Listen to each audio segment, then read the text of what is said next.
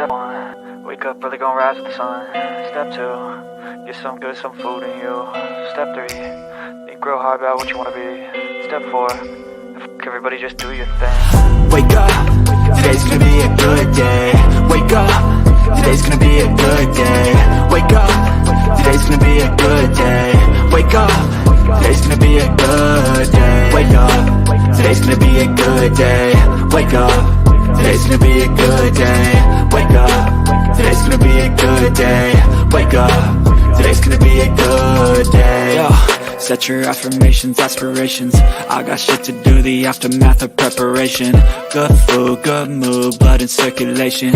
One step at a time, yeah, that's how you make it. Set a goal you control and the steps you take them. I try to pick one thought, have some concentration. And if I make a mistake, it's called education. I try to do this every day, call it replication. Wake up, today's gonna be a good day. Wake up, today's gonna be a good day. Wake up, today's gonna be a good day. Wake up, today's gonna be a good day. Wake up, today's gonna be a good day. Wake up, today's gonna be a good day. Wake up, today's gonna be a good day. Wake up, today's gonna be a good day. So life ain't easy, yo, I think there's a reason though. Ups and downs, just like every different season, yo. Sometimes I'm high, other times I'm barely breathing, though. I always gotta fight and hide from the demons, yo. Negative thoughts are poison, they rot. Head full of flies, so here come the clouds. They'll never stop unless I can swap all the bad for the good in my head when I'm lost. Yeah, so I'ma fake it till I make it. Positive thoughts are overtaken, I got patience. One day at a time is how you operate a cadence. A flow, you grow, you show yourself a foundation. Stay away from all the shit that causes temptation. I know that I like to do it cause it's sensation. I live my life in my head like a narration. Don't expect greatness, do my best, man, I'll take it. Wake up, today's gonna be a good day. Wake up, today's gonna be a good day. Wake up, today's gonna be a good day.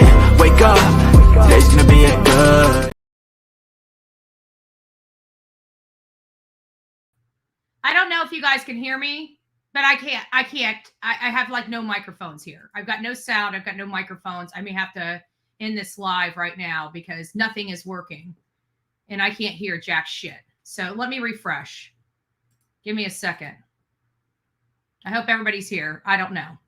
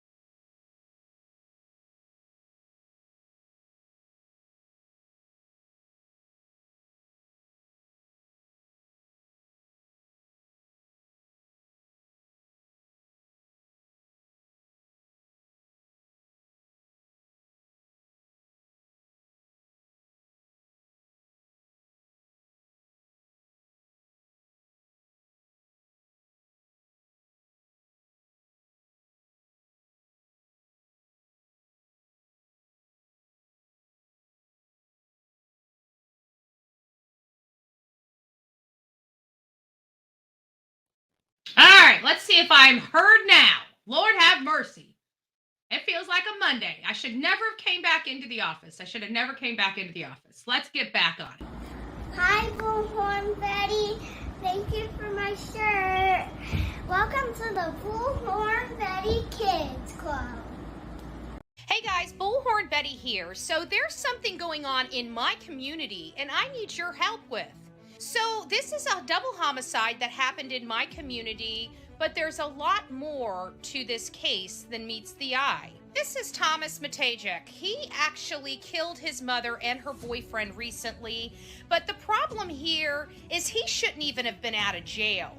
He should have been in a mental hospital, and he is deemed incompetent to stand trial. This right here is our state attorney, and his name is Ed Brodsky. He has been our state attorney in the 12th district for some time. I recently learned our law enforcement officer, Sheriff Rick Wells, has arrested this guy many times and has prepared a case and sent that over to the state prosecutor. Ed Brodsky was supposed to litigate the matter. However, he ended up taking the felony case, reducing it to a misdemeanor, sending it to a misdemeanor court, and then just a month ago sent this deranged mental patient to a halfway house where he escaped and killed his mother. How can you help Bullhorn Betty? You can help Bullhorn Betty by saying, we will not accept this. This is unacceptable. Our law enforcement does their job and they send it over to the prosecutors just to let them go. Now, 2 people in my own backyard have lost their life because of these horrible and poor decisions at the hand of the state prosecutor, not law enforcement.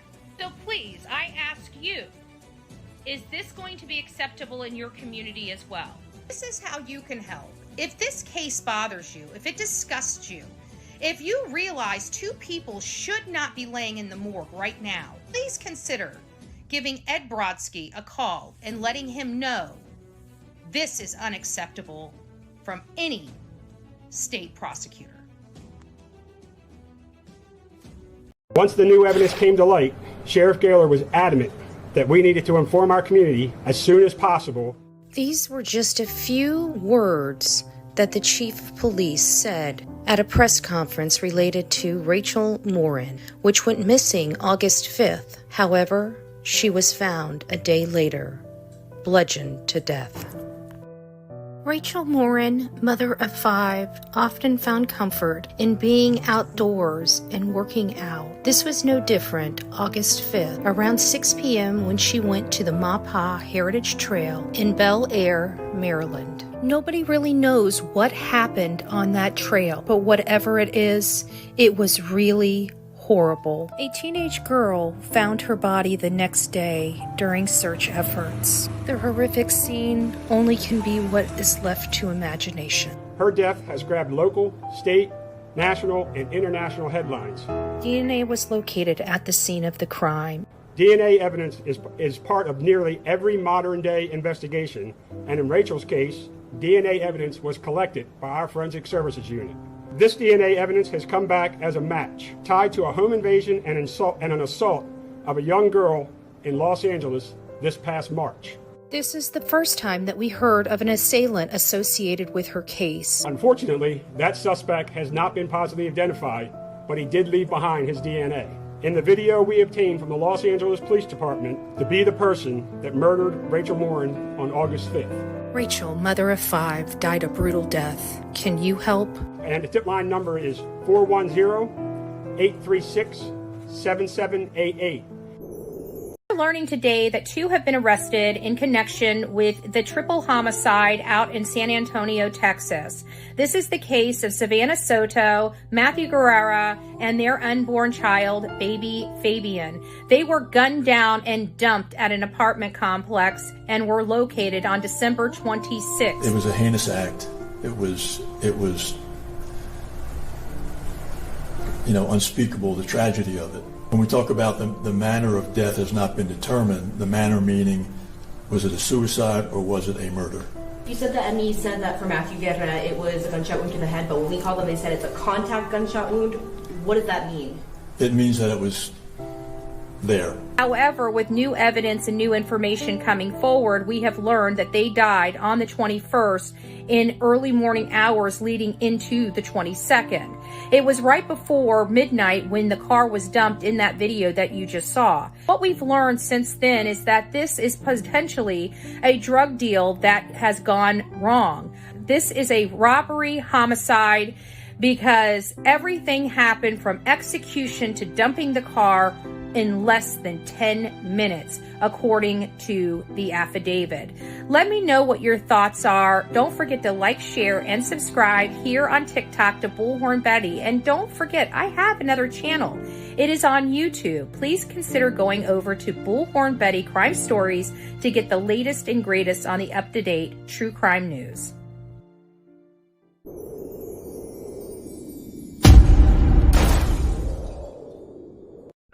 Welcome to the Bullhorn Betty Coffee Club.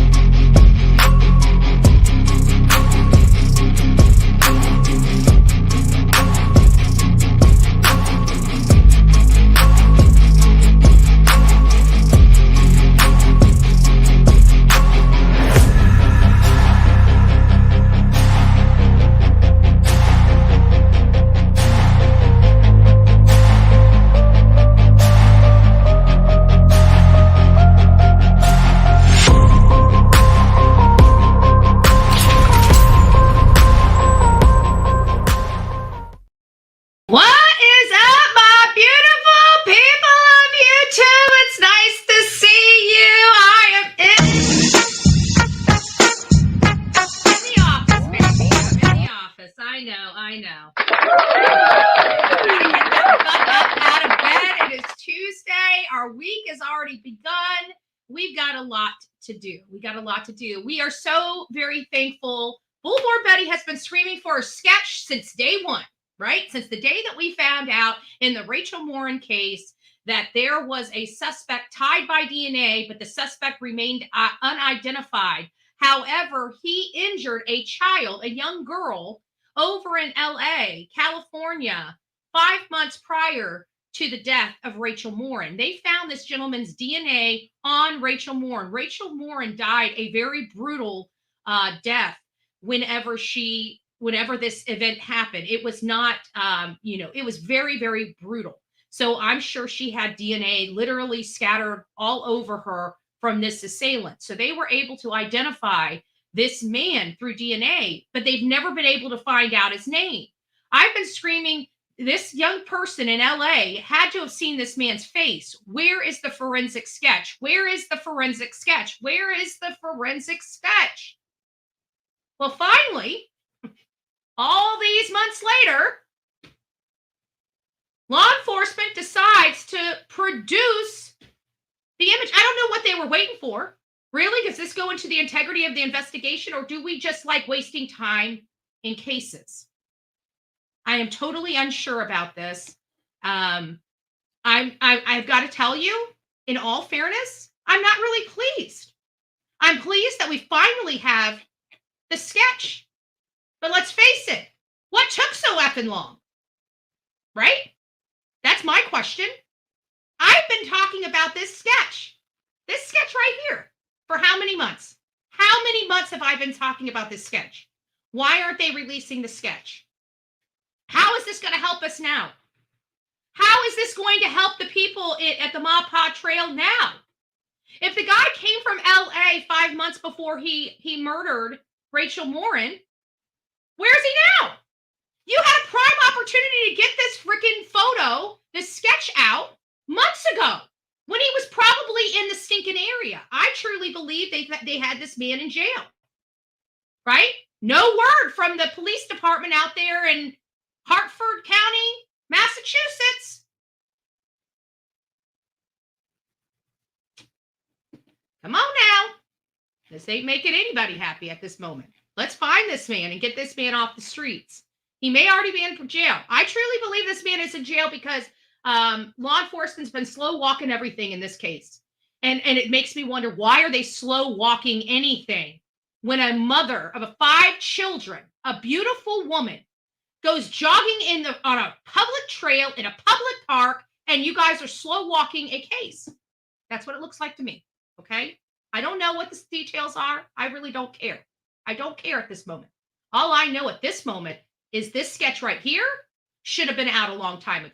That's the only thing I know. Good morning, Crafty Chris. It's nice to see you. Bullhorn Betty Crime Stories is here, but she's late.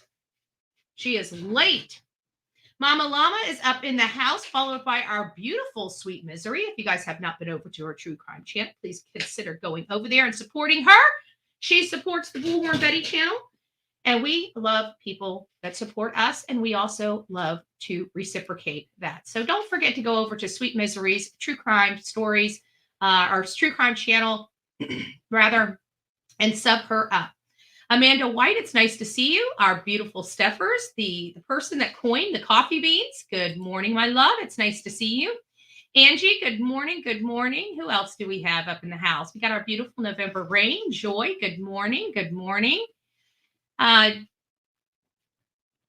guys are having some conversation. Ashley's World is up in the house. It's nice to see you. I know we're rolling very early this morning. It's not even 6:30, which is usually the start of our original coffee club. However, during the winter months, people are home a little bit more. It's colder out across the United States. So I push my show back an hour during these times. However, I've got other obligations. This is not my only commitment. And so we have to go live today early, and I've got a timeline because I've got to be at a meeting, and then I'll be back probably slightly after lunch, and we'll do another more in-depth live, a part 2 of this series, because we're not going to be able to cover all the information necessary in this segment, because we've got a lot of information to go over with the Savannah Soto case. And we're going to hear Ramon's. Oh, it reminds me, I left my notepad in the office number 2. Right? It's right next to me because I work. It doesn't matter where I'm at. No matter where I'm at, I'm working. I'm working on something. So I went through this whole entire case. Well, not the whole entire case, but the bond hearing yesterday for Ramon. I find it a little odd that Murdah's bond hearing in its entirety was not released. At least I can't find it. So if somebody can find Murdah's bond hearing where she took the stand and spoke, and what they should have clipped it. I don't see the full court hearing for Murdah. I see the full court hearing for Ramon, but I don't see it for Murdah. And it makes me a little odd. It makes me feel a little weird when situations like that happen, because I truly believe a lot of her bond issues are related to her culpability, the heinousness of the crime, and then the reduction seems like she might be cooperating or something, because she seemed to be a lot more truthful even though I didn't hear her testimony. They brought some of the testimony that she had indicated up at Ramon's hearing. And I've got to tell you, I think this paints a picture, and I think I'm absolutely 100% right that this was not a drug deal. As a matter of fact, this was a robbery. And there's a lot of things that are leading me to believe. There was a lot of things that led me to make that statement months ago when this happened. But definitely solidifies my opinion based on the facts that I was reading and seeing. It does seem like this is kind of something a little bit different. And I think this was more planned. And I think we're going to find that out. And I really, truly believe that Ramon, even though he's distancing himself, there's more there to that between him and his son. And I don't know why I feel that way. It just makes me, there's just something that he said yesterday in the hearing that makes me believe that. But without further ado, let's get on with the Rachel Morin case. I have had his face up here for some time, but it's because we advocate for Rachel Morin. I was out there at the Mapa Heritage Trail. I saw everything that went on. I understand how this could have happened. When you're out there, excuse me, when you're out there on the Mapa Heritage Trail, the issue is it's so busy. Okay. And that's one of the weird reasons, or weird issues that I have with how this man was able to do what he was able to do, in broad daylight with nobody hearing or anything. But you know what? There's birds out there. There are some birds out there that say, that squeal, and it sounds like a scream. I've heard it myself. I've seen the bird myself. They open their mouth. It sounds like a high-pitched squeal. So somebody may have heard something and didn't even know what they were hearing. That's one thing. The other thing is how could this man attack her without her knowledge? How could she not know that this person was either behind her, next to her, whatever? When Olivia and I were out there, it was busy. And people were going at different speeds. There were people running. There were people briskly walking. There were people riding their bikes. There were people rollerblading. There were people doing a lot of different things out there. Hearing crinkles and cracks and having somebody coming up behind you at a fast pace is not something that you would even pay attention to, because I can tell you, after being in that park 10 minutes, I stopped paying attention to it. And it actually took me even almost an hour before I realized I stopped paying attention to it. And I made sure I notated that down, is how comfortable it was being in that park. How many families and stuff were in that park. My defenses were disengaged when I was in that park. I wasn't worried about somebody attacking me. I wasn't worried about somebody, assaulting me. I wasn't worried about, because everybody was kind of doing their own thing inside that park. And there was a lot of distance between me and the person behind me, but there was still a lot of people in that park. How did this happen? How did this happen? I will never know how this particular crime took place. I will never know how this man came from LA to the Mapa Heritage Trail. I don't know what is going on in this man's mind where he thinks he has a right to hurt women for disgusting reasons, for self-serving reasons. It's things like this. It's cases like this that get me in hot water, right? Because I say things like chemical castration, right? I say off the wall crap because that's truly what I think punishments should be for people like this, in addition to just being taken out.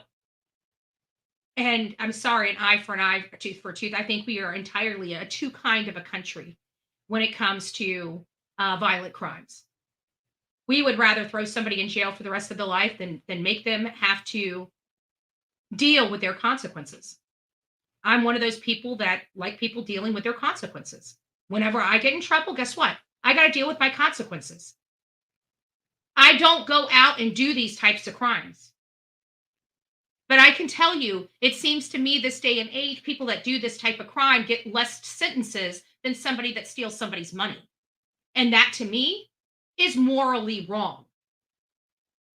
Morally. I have a problem with it. I have a problem with our justice system that puts more onus in money and monetary value than they do in human life. And that is what our justice system does tell us each and every day. We're working better to close that. But until our country gets off the fact that we humans are king, not this inanimate object called cash. But I digress. Law enforcement, sorry, I don't know what's going on. I haven't been drinking milk, but I'm still a little, I don't know what's going on with my throat. But law enforcement officials in Harford County, Maryland, released sketches of the suspect in connection to the murder investigation of Rachel Morin, whose body was found laid in a wooded area on the side of the path in Bel Air back in August. The Harford County Sheriff said it has been 6 months now since Moren, a mother of 5, was found murdered. 6 months. 6 months. I just want to tell all law enforcement that's working this case, thank you for your service. But really, this to me is disrespectful. I'm sorry. I have been screaming for a forensic sketch for 6 months. 6 months. How much time do you think? How much work? How much places do you think this man? He knows what he did. He knows what he did to Rachel. He knew what he did to that little girl back in LA, and he got out of Dodge, right? He left. And then he came all the way across from the West Coast to the East Coast and murdered somebody because he didn't want to get caught this time. So he's escalating. And then our law enforcement that we trust won't even put out a forensic sketch of this man for 6 flippin' months. I'm sorry, Hartford. I'm sorry. To me, that's inexcusable. You know what? You chose to block the public out because you didn't want the eyes on this case. Why? We could have put millions of eyes on this case if you would have just cooperated with your own freaking investigation. What is this photo going to do now? He's out of the area. People are going to think that they're not seeing what they see. You're going to have people calling all over the country. This was stupid. I swear, sometimes I just don't think, like they've got such, this is what I'm so sick of with law enforcement. And it's a problem for me. I love law enforcement, but they stay inside this box. It's like they're taught this way and only this way. And if you don't do it this way, everything in the world's going to fall apart. That is not true. It's just not. It's not true. Law enforcement, in my opinion, wasted 6 months. Trust me, I'm not very happy. I'm not very happy. I have been screaming, wrote them a letter months ago. Where is the forensic sketch? wouldn't release it to me, right? Wouldn't provide it to me during public information request. But 6 months later, now you can release it. We are a victim advocate show, okay? That is sponsored by our audience. That means we care about the victim. We want answers for the victim. I don't know what they were thinking. I really don't. But 6 months later, we're going to put this man's face up all over the internet now. Because now they're ready to find this guy. And now they're ready to arrest him. Now they're ready. Now they're ready. Okay? Thank you, Hartford. We'll start getting busy on doing your job now. That was inappropriate of me to say, and I apologize, Harford County Sheriff's Office. But you know what? This is garbage, and you know it. DNA left at the scene. Left at the scene. Do you guys know that they had this man's DNA for some time? That's why I had been demanding a forensic sketch of this guy. Because we knew that 12-year-old girl, or whatever her age was in LA, we knew that she had to have seen this man's face. So why wasn't that released sooner? I'm sorry, I'm going to keep hitting on that. I didn't think they had one. And you know what? Because they didn't release it? Think about it. How many times did I say because they're not releasing this, they're not doing that? They must have this guy in custody. And now we're learning today, 6 months later, that the reason why they were hush-hush wasn't because they had the guy in custody? Like, my head is about to explode right now. Because I trusted law enforcement to do the right thing. And here we are 6 months later, and now I'm realizing you really don't have this animal behind bars, and you have been slow walking his freaking sketch. I'm pissed. Let me say I'm pissed one more time. I'm pissed. Maybe people of crime don't understand how it goes, but this is our business. And I'm telling you, I watch the behaviors of law enforcement more than I listen to what comes out of all these talking heads' mouths. And their behavior was that of this man was behind bars on low-hanging fruit charges. They weren't talking about him. They weren't advocating to find him. Nothing. For months. Now we find out he's still running the streets of our country? What in the ever... No. No. I'm going to have to take up another trip back to Hartford. And I am going to. I'm taking another trip back to Hartford. This is BS. I would have been running this case a hell of a lot more had I known that this man was still out there. I have been laying off, just letting them do their job and all this other stuff. I have barely even touched this case because I truly thought because of them not talking about it, they've had somebody in custody. Harford County Sheriff, I am pissed off you have done kick the hornet's nest with Bullhorn Betty. Somebody needs to explain this to me, and somebody should be demanding an explanation why it took so freaking long to release this. Where's our news organizations in Massachusetts? Mainstream media, do your effing job.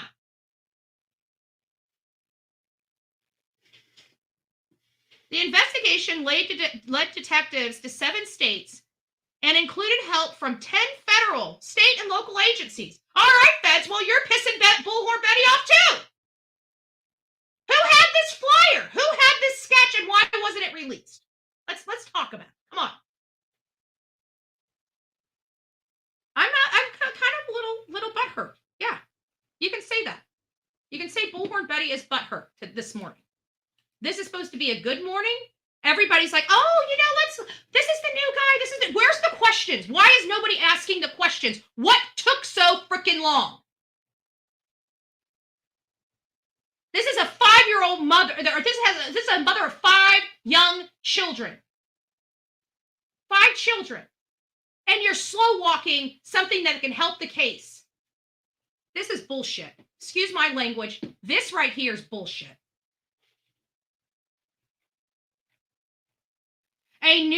One new sketch released by the sheriff's office shows the suspect wearing a red and black Air Jordan ball cap. Another shows the suspect with short black hair.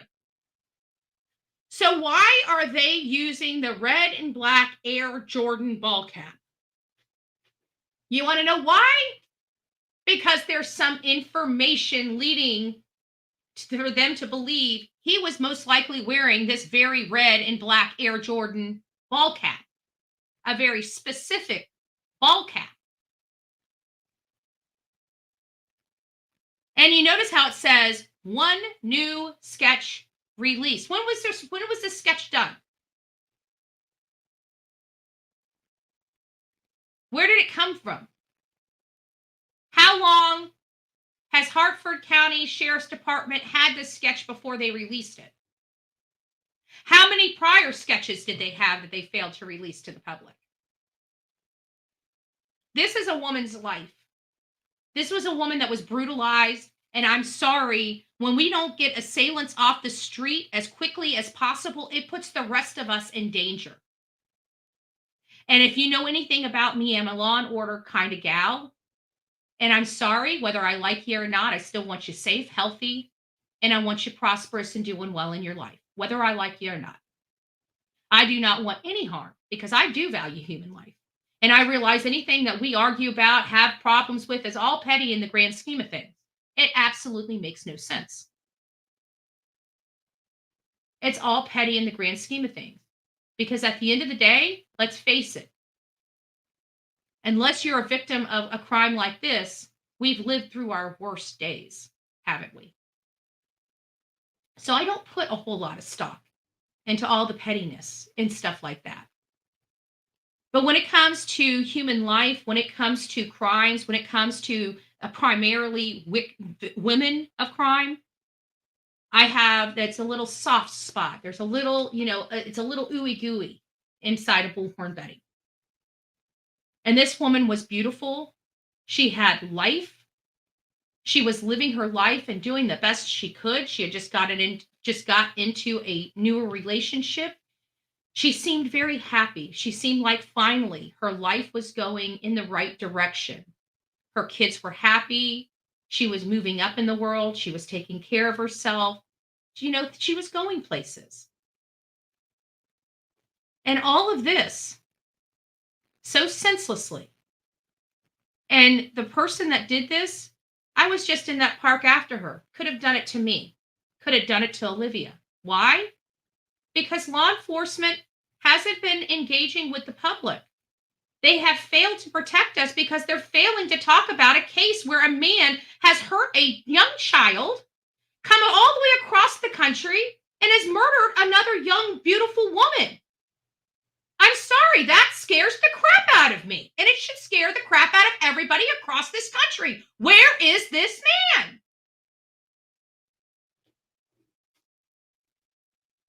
So as you know, I'm not going to beat a dead horse. You guys know my sentiments. I am glad that there is finally some new information in the Rachel Morin case.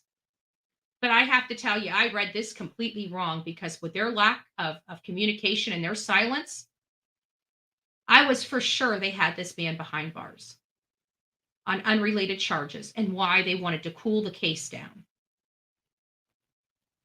Shame on them. I feel blindsided. I feel lied to and deceived. Everybody should, and so should the family. What took so long? That's going to be, and we're going to readdress this as well. We hold people accountable. Even our law enforcement. We have to. I am a back the blue person. I do not think we need to defund our police department. I think we need to fund it to the hilts, because at the end of the day, when I call 911, I want somebody showing up. And I don't want to be put on hold when I'm having an emergency. And I'd like better arrival times than 7 minutes, if you really want my personal opinion. I think when it comes to our law enforcement in this country, if everybody is not in their communities begging for funding, you're causing your own problems. Because let's face it, we can't arrest people, right? What's the best thing we can do? The best thing we can do is defend ourselves. Well, I don't feel like defending myself. I just rather my law enforcement get these assholes off the streets and make sure that my community is safe. Just saying. Never been a defund law enforcement type of gal. You know why? Because I know I've needed to call them. I know how close I've come to losing my life. Maybe none of you guys have had that experience, but I have. And let me tell you, I value law enforcement. I value first responders. Does it mean I like all of them? No. But I respect them.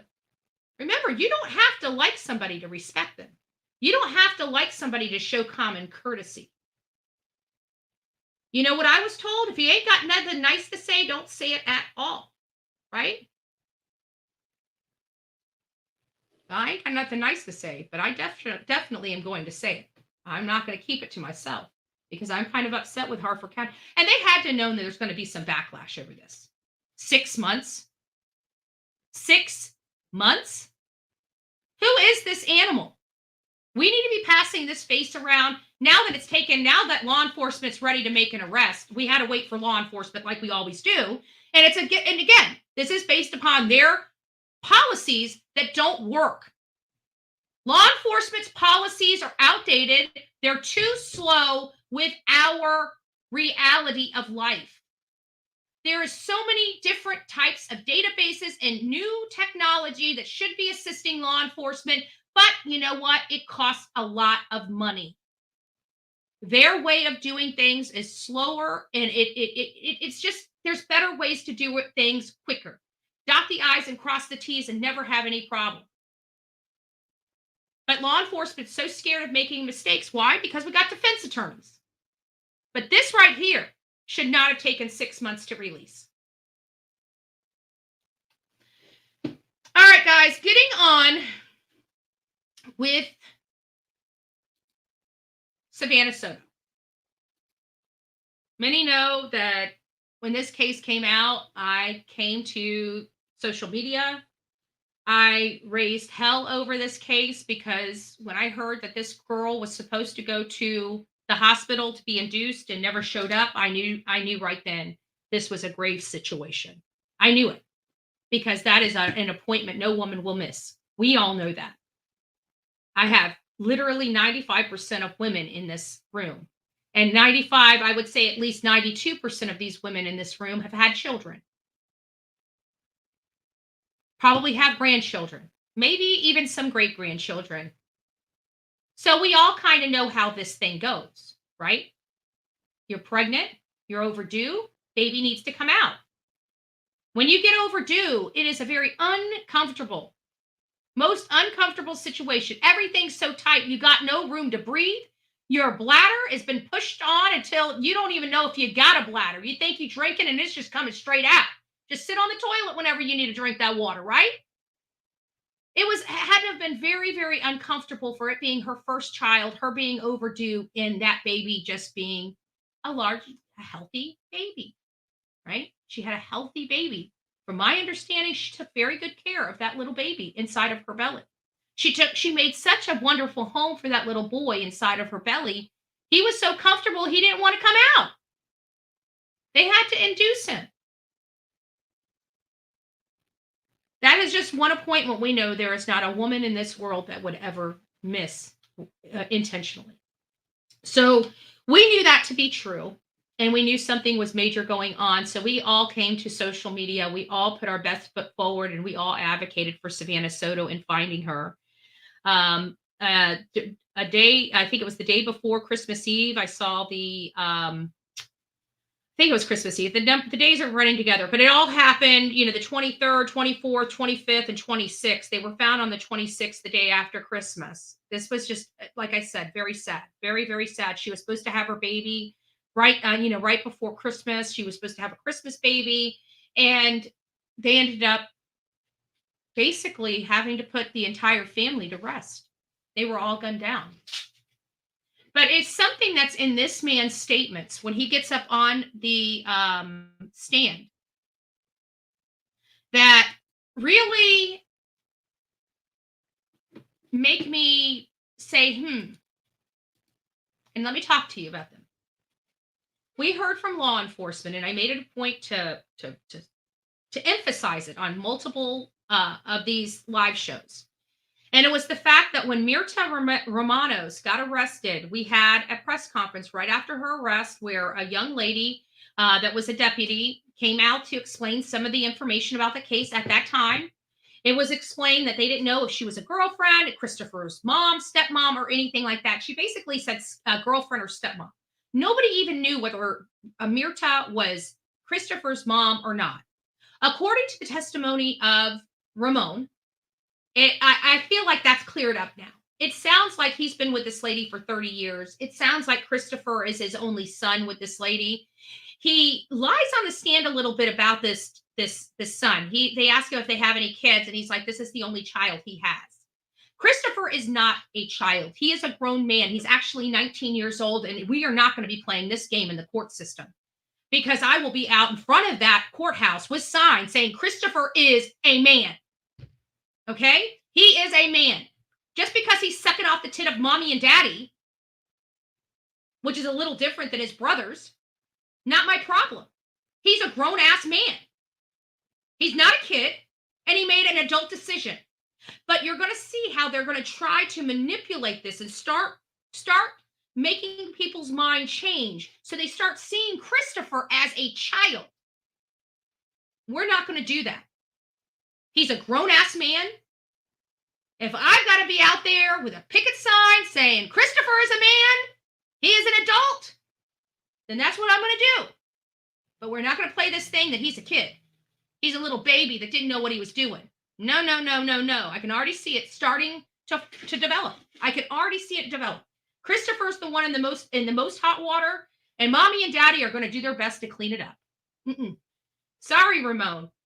Sorry. Your boy is a grown-ass man. He's not a child. And he made an adult decision. And so did you, quite frankly. They're broke as hell. We're finding out through Ramon's testimony, the family is broke as hell. Has been broke since the summer. Murtaugh's father has been helping them pay their bills before this. And now he died in 2019 or around 2019. You're going to see this man kind of almost try to hold back this, smirk. It's like there's a smirk behind him. Like he knows he's lying and trying to keep a straight face, like he doesn't have any assets, doesn't have any money. He's arguing with the state because the state knows that they're selling stuff to raise money and all this stuff, and he's sitting here lying on the stand, actually arguing with the prosecutor.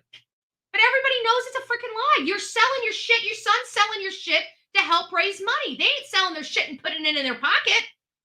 They're sending it to you, boy. You think we don't know you're eating up in there? We know you need commissary. You big boy. That balanced nutrition they get you in the jail is just not enough for a big boy like you now, is it? He's acting like nobody's paying the bills there. They're 3 months behind. But then when questioned, oh, well, yeah, my sister did attempt to make a payment. Where did all the money in their bank account go? They haven't spent it, right? I mean, he's in jail, so what are they spending it on?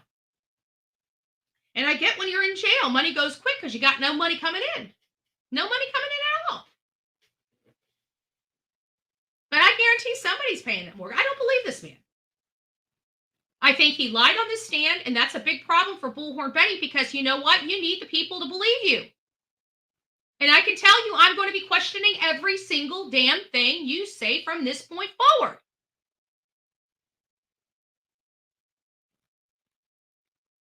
His wife stayed home, didn't work, hasn't worked for 14 years, but they're struggling to make ends meet. That doesn't sound like somebody that's struggling to make ends meet, if you ask me. Because, normal women, adults, when we see our families struggling and we're sitting on our ass doing nothing, like staying home and shit, we kind of have a way of getting off our ass and going out and getting a job. So our family's not struggling, even if it's a part-time job, just to help buffer some of those costs. But not for her, right? She's been home for 14 years. Let's break this down. Let's listen to what Ramon has to say. We're going to try to go through this. I'm going to try not to talk, but anything we don't do, we'll come back later this afternoon and do part 2 and start this all over again. And you guys can get your thoughts. One person speaking at a time. Yes, Your Honor. Okay. No, Is it because the amount is so high? nobody has that kind of money. Nobody in your family. No, sir. So let's keep talking about assets. Do you have gold bricks somewhere? No, sir. Do you have a large cash? Like, this guy's being a little facetious, but he has to ask these questions to try to explain to the judge that this guy is broke. But again, there's a lot to this. I listened to the majority of it. I'm going to get my pad so we can have a conversation about it. I'm going to keep playing it. Deposit somewhere? No, sir. Do you have a safe full of jewelry or cash or anything like that? It's all in the pawn shop. Might have a couple of little pieces later on here or there, but maybe $300 for it. They're mostly sentimental value. You know what I mean? You said about $300 worth in a pawn shop? No, in the pawn shop, there's the ones that I've been pawning them since the end of summer. Things got rough for us, so we've been pawning them. So they're all in the pawn shop. Just so I'm clear, and it's a little hard to understand exactly, but sit down, please. Sorry. That's okay. You have some things that you have pawned, is that correct? Yes, they're all in the pawn shop. Yes, sir. When times were tough for you economically last year, is that correct? That is.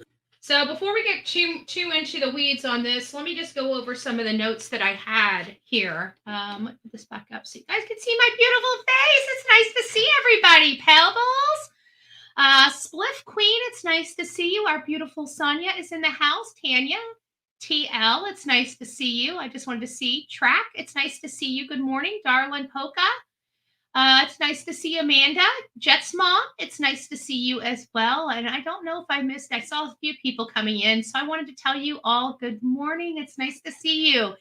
I was a little hot. For those people that are just tuning in this morning, we're covering 2 cases. We're covering the update on Rachel Morin, which there's been a new release. I'm hot under the collar. I'm very expressive when I'm hot under the collar. So I'm angry, right? I want to know what took law enforcement 6 months to release this sketch. We needed it 6 months ago. Like, I feel like it's a day late and $1 short at this point. So I'm angry. I'm pissed. Okay, so I had to leave the case, right? I'm like, oh my gosh, it's getting too hot up in here. We need to move on. So we're going to come back to the Rachel Morin case because clearly Bullhorn Betty has a lot of work to do in that case, predominantly reaching out to Harford Police Department or Sheriff's Department and finding out what gives. What took so damn long? So I'm going to try to reach out to the public information officer today to see if they'll be willing to at least give me a statement, some type of statement, and see where that leads. Good morning, Pittsburgh nurse. It's nice to see you. The real me too. Love it. Good morning, Betty fan. Big hugs to you, my love. It's nice to see everybody this wonderful morning on the new channel. Look at how we're growing. We are growing leaps and bounds on this new channel. It's I gotta say, I feel the love. I feel the love. So thank you. Dire Wolf, it's nice to see you. But definitely just very, very pleased with this news channel. We'll be back on the old channel soon enough, right? But we're doing so well out here. Why stop, right? Why stop at this point? It's been great. It's been great. So I feel the love. I feel the love on all the channels. Right now, we're doing really great. We're putting out a lot of content. I did the content for Alec Murdah yesterday about Maggie and Paul's grave. And I got to tell you, whenever I need something to like go viral, like if I really want something to go viral, I can get it to go viral. And so it looks like this one's is getting up there. So right now we have almost 450,000 views. This is an embarrassment. That says Murdah on it. Oh, let me. Where the hell are the Murdah? Hold on. Let me start it over. Let me get you guys. This is an embarrassment. You guys probably saw it on my shorts, but let me take my background off. It always screws with my video. No, the messy background. No. Okay, I'm just joking. It's not really that messy. I mean, my desk is messy, and we do have a little bit, yeah. So it's a little messy over here, but I really don't use this desk over here, right? And then everything behind me is empowering. This is our empowerment station, right? If you're having a bad day or I'm having a bad day, I just look behind me and find out what it's all about. Believe in the possibilities. You will never influence the world by trying to be like it. Do it anyways. Thankful, grateful, and blessed. Coffee, a warm and delicious alternative to not hating everybody every morning for forever. Now you know why I drink the shit. No, I'm just joking. I'm just joking. But this one just got. This is an embarrassment. That says Murdah on it. Where the hell are the Murdah family? Why? With all the wealth and money you have, is this acceptable? Hey guys, Bullhorn Betty. So a lot of people had let me know that the Murdahs never put headstones on Paul or Maggie's site. I'm highly, highly upset and offended. People have been here showing their love and respect to Paul and Maggie, and that makes my heart very, very warm, I've got to say to you. Obviously, some beautiful family members brought a note, a little chain, some money, Christmas stuff. I received rumors that Paul and Maggie have yet to get a headstone put on their graves, so I decided to take time out of my very busy day to come out here to see if there was any truth to those rumors.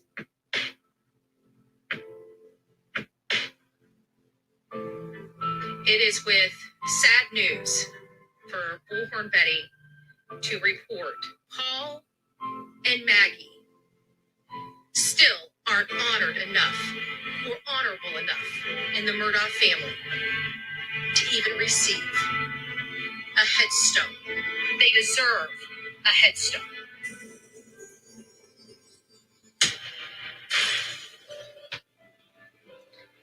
So I withheld that for a while to see if a headstone would be put on the grave, the spot, the site for Paul and Maggie. So that was taken months ago, and there's still not a headstone on there. And I made it public that I was going out there to look at it. And so I decided now would be a time to drop it because they knew I was out there. They've had every time to try to order and, make it look like they're actually trying, and they still haven't. Months. So I decided to go ahead and run that and hopefully get the Murdahs. I don't think it should be her mom. I don't think it should be her sister. I think it should be the Murdahs. She had the Murdah name. The family is wealthy as hell. There is not one person that should not be someone. How many brothers does he have? Somebody. What about Buster? Buster, where are you with your $500,000? That's your mama.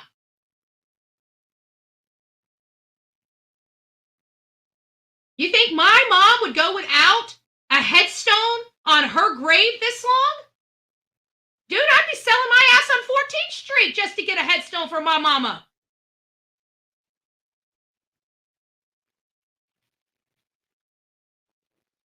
That's my mama.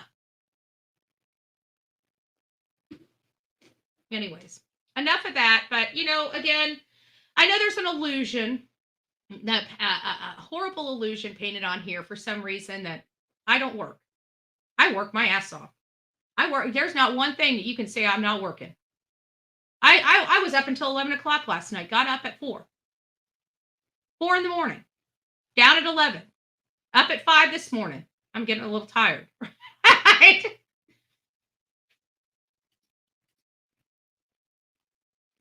Correct. Okay, we got a little lag going, so just give me a second. In the summer of 2023? Yeah, they're still in there. And it would cost you money to go. By the way, that has gotten $500,000 Yes, in less than 24 hours. So you don't even have access to them right now, do you? No, sir. You have to raise money to get them out of the pawn shop. Is that correct? Most definitely. Now, again, you don't have stocks or bonds or anything like that? No, sir. Do you have any other assets that you could sell reasonably quickly? Now, I will tell you guys this. This is some things that I know. AB, is AB in the house? Is this? Maybe they think the headstone would be damaged by the looky-loos. Really? You honestly believe that that's the case? Really? That's the excuse? I see, this is what I have a problem with, AB, is people pulling shit out of their ass with no factual basis. Right? Everybody's always looking for the excuse. There's no excuse after 3 years. Because they do have pins. If somebody wanted to go and damage them in some way, those little stakes with their names could have come out of the ground after 3 years. Nobody's even touched it. Right? And there was looky-loos like me, huh? But I guarantee there wasn't any looky-loos like AB. Now, we're there. Sorry to be rude, but I don't like, I like you're here in my chat saying damage by all the looky-loos. What looky-loos? What are you trying to say, me? Because let me tell you, AB, I was the only person there. So what looky-loos are you talking about? Are you referring to me? Because if you're referring to me, speak to my face, AB. Because good to God, we know you'll be behind a keyboard, won't you? But we'll never, ever, ever see AB being a looky-loo or getting off his ass to do a damn thing. Come in my chat with this shit. I'll run circles around you, buddy. I'll run circles around you. Just like I've been running circles for the last 3 years. Damage my ass. Damage my ass. Nobody's going to damage. We honor Maggie and Paul. They lost their life at the hands of somebody that was supposed to protect them, AB. Who the hell would deface or even do anything to their headstones? What looky-loos? They're victims. You're an idiot. Maybe that's why people quit watching you. Just saying. If somebody wants to block him, go ahead and block him. I don't need a shit on my channel. Have a good day, AB. God bless you. Maybe do some actual research and work. Might help your channel a little bit. Tools, but again, digital gauges and stuff like that, they're not worth much. You might buy them for $600, $700, $800, but once you use them 3 or 4 times, they're all digital. They're not worth much. You'd be lucky if you could. But I'm pretty sure you just probably want to use my name for clout somewhere. So go ahead and make a video. Sell them for $10, $20. In our line of work, they get damaged real easy. And your line of work is HVAC, right? Contracting, yes. Oh, and this is going back into my, the reason why I stopped to begin with, not to address AB's bullshit, but it was because of this. I've been in the construction business for a very long time. Okay, period. There's no ifs, ands, or buts about it. I've done construction. I am a Jackie of all trades. Okay, that's something. I can do drywall. I can do electrical. I can do plumbing. I can fix the brakes on my car. I can take my car apart, put it back together. And guess what? I'm also book smart, street smart, and everything else. I'm a well-rounded individual. Okay, I've been in the construction business for probably. I was raised in the construction business. There's a lot of cash. Okay. This is kind of how it goes because nobody likes to pay taxes, right? Hey, if you get cash, I'll knock 10% off your total bill, right? I'll knock 10% off your total bill. And so you have a lot of cash in some of these things. Not everybody wants to pay with credit cards. Okay. Not cash is still king in some respects. They're trying to get us away from our cash. And I keep wondering why. It sure makes I still like having dollar bills in my hand, right? I still like knowing that I own that shit. Okay? Not a piece of plastic. All right? What's going to happen when we have no power? Where's all your money, babes? Right? I mean, we don't even think about it. We're so dependent on everything working as it's supposed to do. What if it doesn't? What are we going to do then? What's the contingency plan? Has anybody asked? But I just have a problem. This guy's an HVAC. If we know anything about HVACs, especially in Texas, we have to acknowledge, unless he's a pretty crappy technician or contractor or subcontractor, whatever he is, I have to think, unless you're pretty crappy, you're making a boatload of money Because let me tell you, when I was doing electrical work, the company's making a boatload of money. Cash, credit cards, checks. Constant. Now, I heard this man owns this business, but he's not saying he owns it. So there might be some information we got wrong. There were some people that did some really good work. Now, I have to be honest with you. I didn't entertain the work that they did, and I should have. Related to Brian or Christopher's, whether Murdah was Christopher's mom or not. Many people did the research and came up with it. I didn't dig heavily into it because at the end of the day, like I said, whether she's his mother, stepmother, or his father's girlfriend, that was a detail that was not very significant for me. I could care less whether what the relationship was, whether it was blood, you know what I'm saying. It just didn't matter to me. But there was a lot of people that did the work, and God bless them for doing the work, because they definitely let the public know that this was Murdah's son before law enforcement did. Law enforcement was really hazy on that. I don't understand how they could be so hazy on whether Christopher and Murdah were mom and son or mom and stepson, stepmom and stepson. I don't understand that. I mean, this is law enforcement. They should have those answers, those very minor answers, but they should have them. Nobody else would have access to that information except them and obviously the family. Remember, Betty, the neighbor said they never knew he did HVAC. Interesting. Well, I still think this family's a little weird anyways. I feel like there's a bigger story behind here. I mean, this guy's been in trouble before in his 20s. He sounds like he had, let me get my notes out. So it just says, so he's been charged with the alter and concealing of a corpse, abuse of the corpse. Both of them were about $600,000. He's been in jail for between 40 and 42 days. He's basically saying he has no assets whatsoever out of his whole entire life. Hasn't even acquired a nickel. Does not own a house. His wife owns the house, which is a little funny. This whole, you're married. I don't know what Texas law is, but I have to think that Texas is similar to Florida, and you're married, and sorry, that has become, whether he's on the deed or not, it has become marital property. It still has to be divided. Now, the judge may say it was acquired before the relationship. It belongs to her 100% and not him. It doesn't matter. The bottom line is they are married and they own property. And if there's no prenup, sorry, babe, that's your property. And I don't think this man, I know, listen, I have Hispanics in my family. And I know my cousin George. He takes the reins. Does my cousin?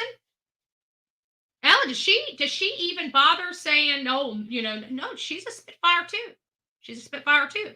But I can tell you, George probably runs the household. George is the breadwinner, right? We're learning that this guy's the breadwinner. I don't know any breadwinner that sits there and says, "Oh, here, spend my money how you'd like it. I'm running a business, but I want you to run the business." It doesn't work like that. Okay? It doesn't work like that. He's the breadwinner. He knows these answers. He lied to court. He lied to court. He lied to court. He's saying he has no assets. He's saying that the house is only a gift from the father, that they only owe 0.25%. He says that the wife had said that the house had about $100,000 worth of equity in it. He says that there's no possibility that they're mortgaged out of the hills. And even if it did have $100,000 worth of equity into the home, if it's 0.25%, then really only $25,000 of that $100,000 would actually be Murdah's. But it seems like he was playing these games of trying to say how broke he was so he can get a leg up instead of having to spend the money. Listen, dude, you helped your son move a freaking body of a pregnant woman. You think anybody gives a damn about your finances? I surely don't. I surely don't.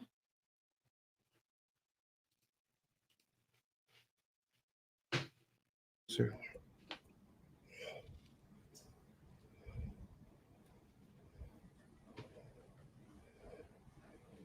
Let's talk also, since you've been in jail, you had some medical issues. Is that correct? That's correct. Let's start with a medical episode you had just a couple of days after getting arrested. What happened? Is it me, or does anybody else find it odd that these older people always seem to have all these medical issues where they're like, while they're in jail? Didn't we just deal with that with the Richard Allen? I don't believe this man. Like, I've already watched his body language. I've already watched this. I have to be honest with you. So, and why I have like oodles and oodles of notes here on the case. I guess about two and a half pages of notes on the case, right?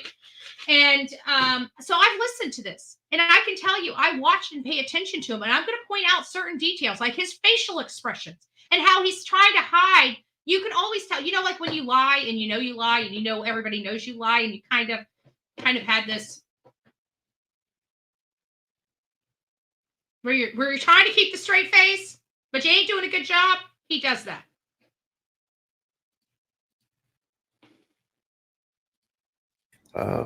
They were walking me into a room, and I had an episode, and I fell back, and I hit my head, and it bounced off the metal door, and I slammed my 300-pound body on the floor, and I bounced. How did you know that? And, I mean, if you passed out, how do you know what happened? I don't understand this. Did you watch the video? I'd like clarification on why the state attorney didn't ask him. How does he know this? He passed out, right? He passed out so far, he fell over and hit his head twice. Why did you throw a third one in there, Ramon? a bunch of sheriffs were over there. One of them tried to get me up, and I kind of started seizing like this. Kind of staying like that for like, I don't know, a few minutes, and I was gonna die. I tell you the truth. He doesn't seem like he's being truthful there, does he? He doesn't seem very fearful. He seems like he's been coached. I'm sorry, he just does to me. Whether you guys think maybe somebody in here believes this, I just don't believe it. I believe he was faking in there, and I still think he is. I think he wants to get out. I think he does not want to be in jail, and he's going to find every reason to try to get out, even using his size, his medical condition, and anything else. And I got up. I was breathing real hard, and they took me to see the doctor, and he said it was just an episode or my medicine. An episode. I'm sorry, doctors don't speak like that. They speak in medical lingo. You had a panic attack. You had a heart attack. You had what episode? You can't even tell whether it's low blood sugar, high blood sugar. You're assuming. What did the doctor say to you? The doctor had to have given you some prognosis, some diagnosis, something. What's going on?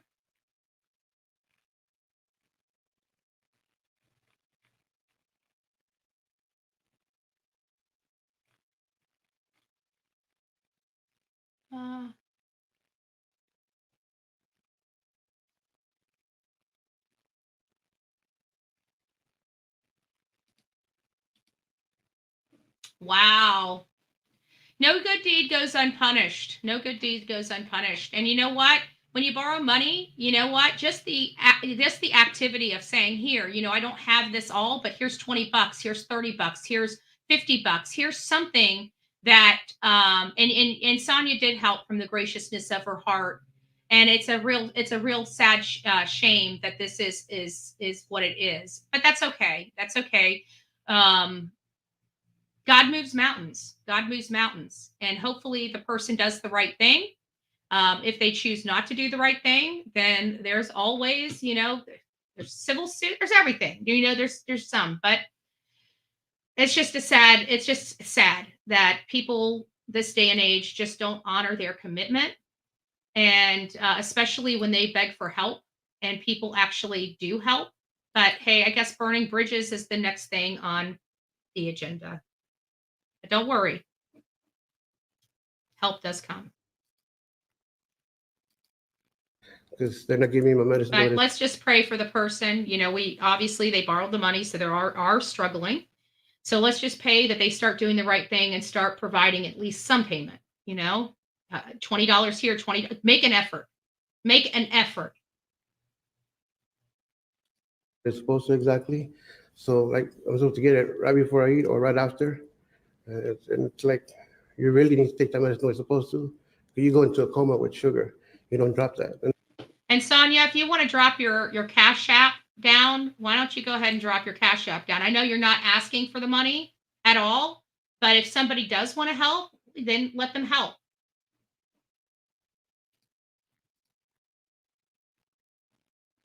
And I already had that So 7 times since I've been locked up. Seven that times. my shit, I'm sweating. This I know for a fact. I was sweating, couldn't breathe. And Well, dude, let me just help you out here. I'm not to be disrespectful to anybody or anything, but maybe it's time for him to get a little healthier, right? Sometimes we all need to get healthy. We all need to start making changes in our life. He's sitting here in jail because he done some horrible stuff. Now, this is not his first rodeo either. We're going to hear about that later in this segment as well. This is not his first rodeo, right? He's been in jail before. Well, haven't you, Ramon? Yes, he has.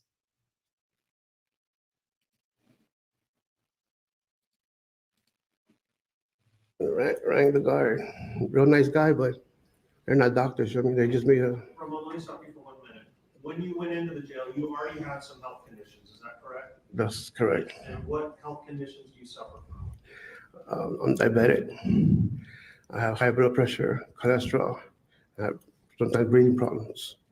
Were you on? And I can promise you, just FYI, for all those people that are here thinking, oh my gosh, I can tell you people have medical conditions all the time. There are people in prison that has renal failure, liver failure, cancer. They have medical facilities inside jails to make sure that their inmates have the proper medication. He's complaining about not having the proper medication. We can fix that. Medication for any of those conditions before you went into the jail? Yes, sir. Since you've been in the jail, have you been getting the medication in the correct dosages and at the right times? No, sir. Sometimes they're 6 to 8 hours apart before I eat, and that just throws me everywhere. Like I feel dazed, nauseous, episodes. I don't even know where I'm at sometimes. They're walking me somewhere. I don't know where I'm at. Are you afraid that because of the substandard medical care you're getting that you might have further health problems? It got a lot worse, that's for sure. I could tell you when I went to a specialist, my kidneys, they're giving me the same medicine they're giving me now, the metformin, and that's what was hurting me real bad then. And that's why I told them that where I'm at, I can't take the metformin. You're overdosing, you're over medicating me. You're gonna kill me. It has happened to me before. You're giving me 2,000 milligrams. They're going to kill him because it's happened to him before. Well, I don't know if you noticed this, Ramon, but you kind of are on a witness stand. Okay, the only people that are actually dead right now are the victims of you and your son. When my medication is nowhere near that, and it's not metformin, nowhere near that. 2,000 milligrams is a lot. It'll knock you out like that. Okay. And imagine taking it while eating. Okay, Ramon. You have a doctor on the outside. Yes, sir, Dr. Wynn. And you actually even seen specialists, haven't you, in the past? Yes, sir. Were you having these kind of fluctuations up and down when you were on the outside before you were locked out? No, sir. No, sir. God bless my wife. She really keeps a good schedule and keeps me on it. You know what I mean? Even though if I work, she'll call me and let me know. Oh, so okay. So at least we know his wife is doing something at the house, right? She's making sure he's taking his medication. Are you asking the judge to lower your bonds? I'm actually begging him to lower the bonds. Begging him to lower the bonds. I just curious. Ramon, did you hear Matthew or Savannah beg for their life or anything? I mean, or was it just so quick? I mean, I'd like to know. Were they begging? Or is it just you? And if the judge was kind enough to lower the bonds to an amount. Look at his face. Look at his, like, this is the smug look I'm talking about right here. This is the smug look I'm talking about right here. He looks smug to me. That you are able to get out, or your family or friends are able to get you out. Will you comply with any and all conditions? Yes, sir, I would. Oh, now it's getting into what has he done in the past? Because they're going to be trying to say, oh, but he got in a little bit of trouble. Okay, let's talk about the trouble he got into. It wasn't just state trouble. little trouble too. Sounds like a great dad.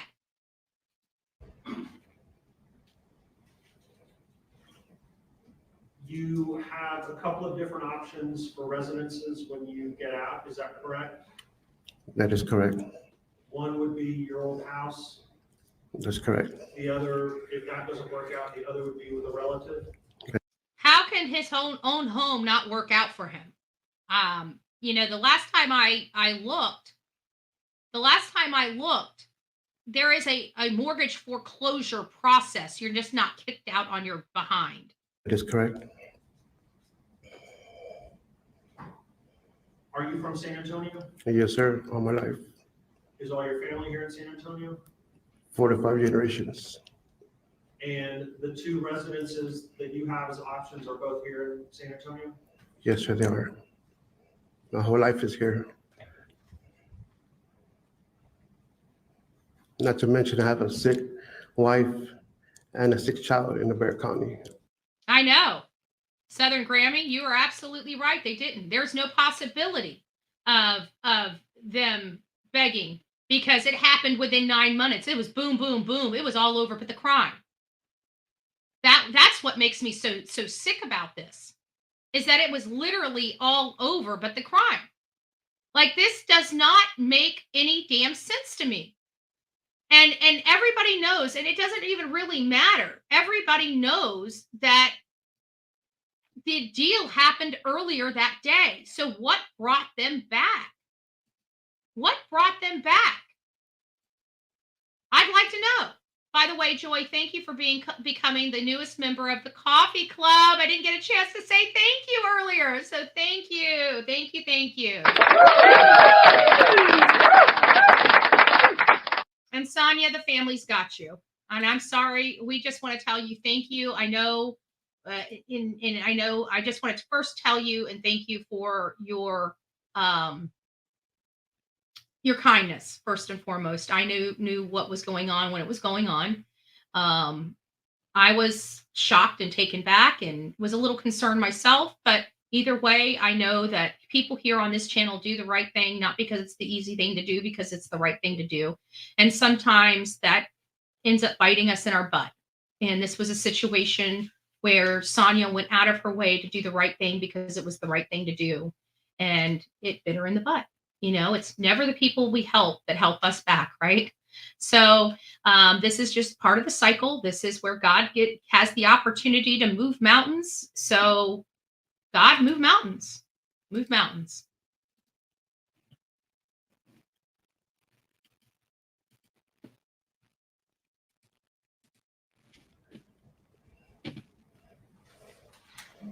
Smug look. Look at him. So,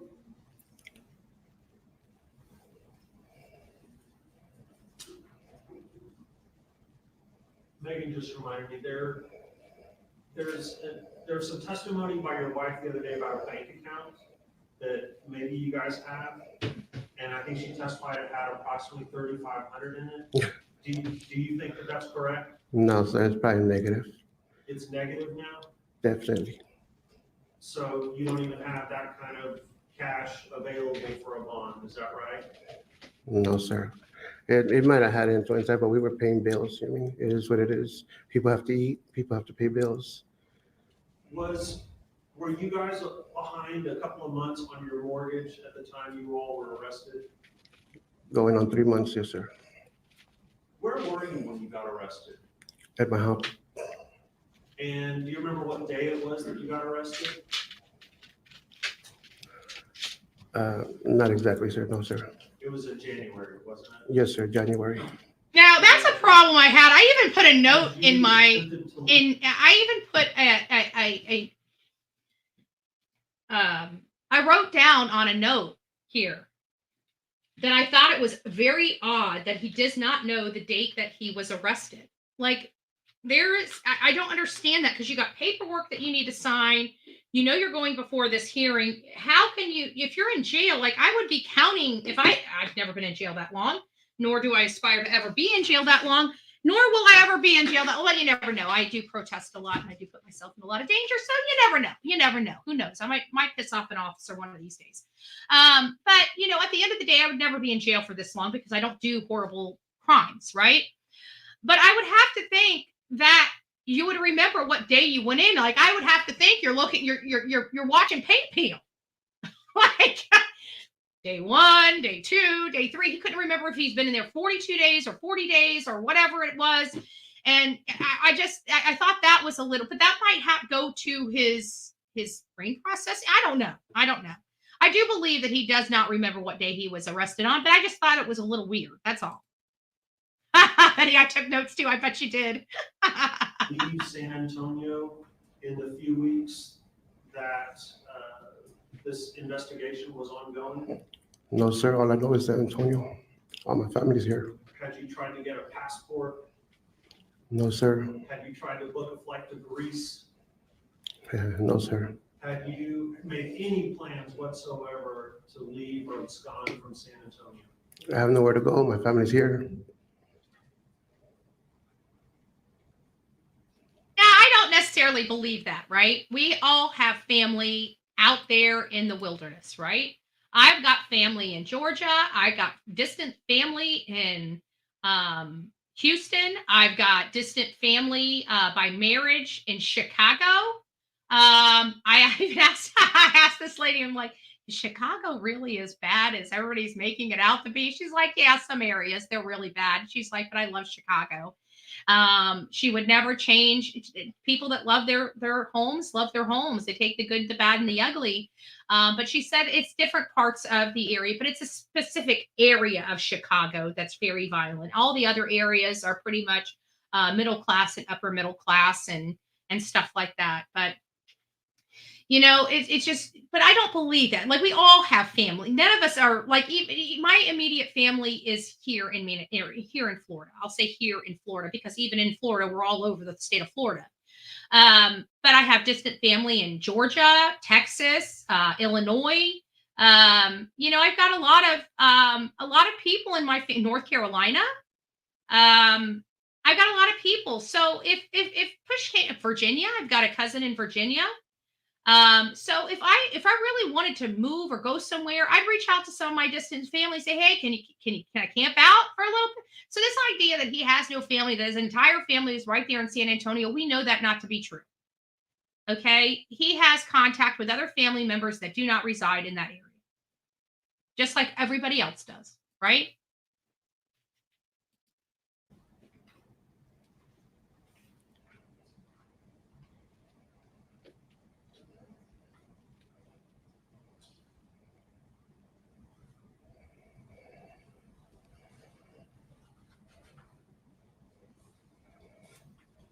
All right, let's move it along. I don't know what they're doing here. Looking over notes. You've been in a little bit of trouble, correct? That's correct. And you had done, on the state side, you had done probation. Is that correct? That is correct. And you had successfully completed those probations. Is that correct? Yes, sir. On the federal side, Federal. about 24, 25 years ago, you were prosecuted as well. That's correct. And what was he prosecuted for? I have a funny feeling what he was prosecuted for was gang-related things. He had gang signs with his boys. We knew he had 3 boys. We knew Christopher was the youngest of them. We saw it. We put it up here. This is the man that brought this type of violence into his home. He planted the seed a long time ago. You can plant good seeds in your children, or you can plant bad seeds in your children. This man planted bad seeds, period. He was throwing up gang signs when they were younger. He made it look popular and trendy for them. Hey, Rusty. When you were on supervised release? No, sir. She actually commended me on doing a very good job, always showing up on time, paying what I need to pay. You never fled when you had those cases, did you? No, sir. You never tried to run, did you? No, sir. Okay. paralegal Liz. Good morning, my love. Terms that the judges asked you to comply with. Little ray of sunshine. Nice That's to see you. correct, sir. Don, nice to see you as well. So now we know this man, whether it's been 25 years or not, he was a troublemaker, right? He had state charges that he had to be on probation for. He had federal charges that he had to do, probation or parole for. I don't know what they call it, if they call it probation at federal law. I don't know. I think parole is when you come out of prison. It doesn't sound like, I don't even know if this man's done prison time. They kind of avoid that. They only talk about the probation aspect of it because they're trying to prove to the judge that he is willing to follow the rules of his supervised release. Do you have a job? Yes, sir. And it's in HVAC, or I'm sorry, you said contracting. HVAC, you're correct. Do you intend on going back to work if you can? It's besides my wife and my child. It's my life. That's all I've ever known. Besides his wife and his child, singular. I wonder how his other sons feel about him not claiming them, but using them to sell his shit. I'm just saying.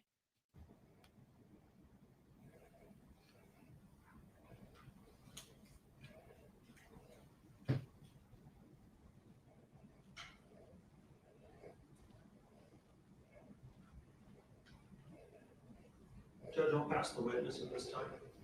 State your witness. Mr. Preciado, now, there's been some mention of your wife. Is that Murdah Romanos? That's correct. And how long have you guys been married? She would tell you the exact date. I could tell you it's pretty close to 30 years. Not exactly married, but together, 30 years together. And he has some weird things to say about his other kids. And maybe the reason why he doesn't really claim the other kids. It seems like he might have been at the beginning of him and Myrta's relationship. If those aren't her kids, he was obviously bopping somebody while he was seeing her. 30 years, but yes, 30 years. You guys are married? Yes, sir, we are. And what children do you have? We have Christopher Ray Preciado. That's your own child? So they're asking if this is his only child. Okay. Now, what do we think of? Let me ask you guys a question before we move on. Maybe some of you guys have watched this. Maybe you guys haven't. How many of you think of your children as your children, no matter how old they get? Yes is 1. No is 2. If you think of your child as your child, no matter what age they are, like I am 44 years old. Okay. I'm a middle-aged white woman, right? Many people would call that a Karen, right? I'm a middle-aged white woman. I can guarantee you my mom still considers me her child. I'm a woman that pays my own bills, does my own thing, and doesn't ask my mama for crap. Well, I do ask her to come clean my house. She doesn't, but I still ask.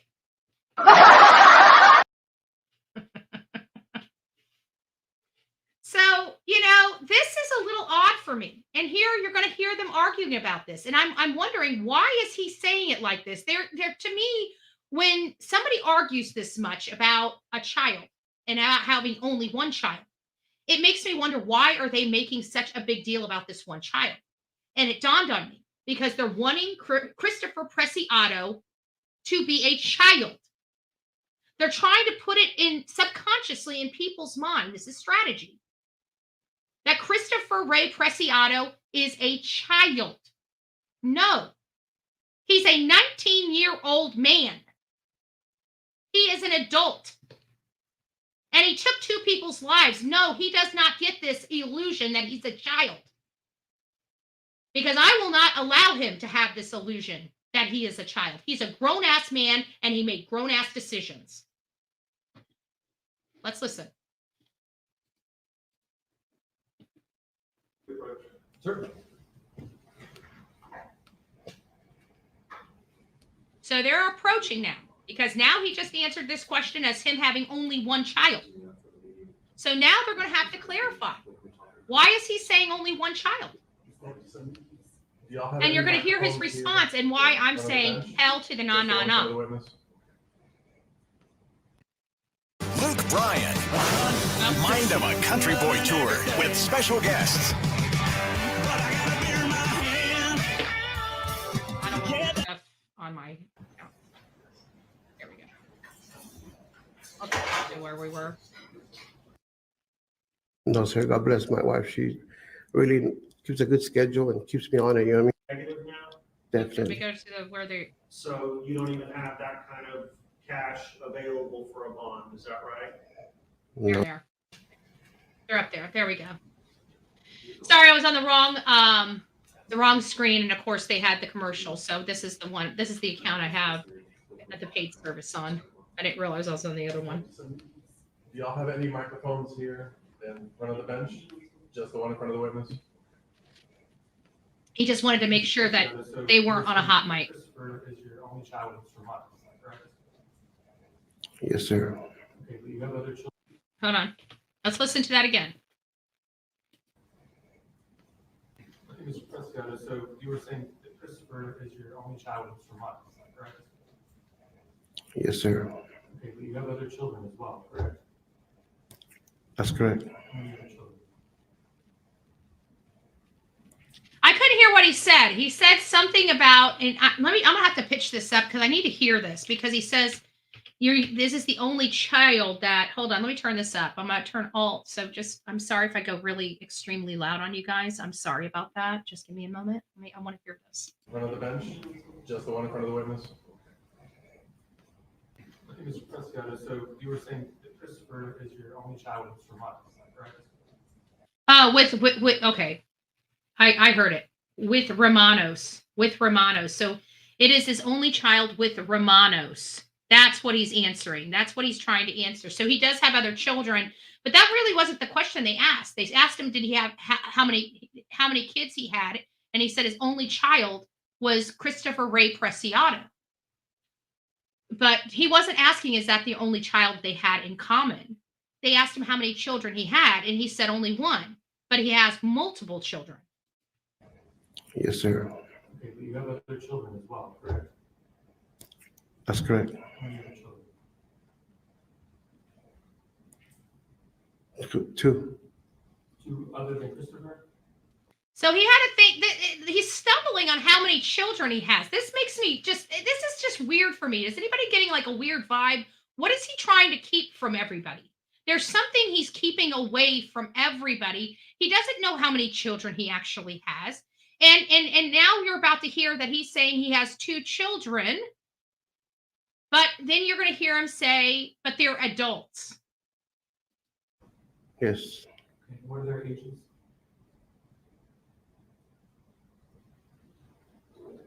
It's hard to remember when you get older. Hold on. No, it's hard to remember when you can't remember how many children you have. Give me a second. 30 and 28. So they're adults. Yes, sir. They have their own lives. Yes, sir. See, they're adults. So is Christopher. He's trying to protect their identity from the media. Well, yeah, I get that. You're yes and no. It just seems like he's highly confused here. How many kids he has, what their ages are, and they're 30 and 28. He's been with Murdah for 30 years. How can he have a 30-year-old and a 28-year-old without Murdah if he's been with Murdah for 30 years? Sounds like he was living a double life. To have two children, 2 years apart? I don't know. Sounds like there was something going on here.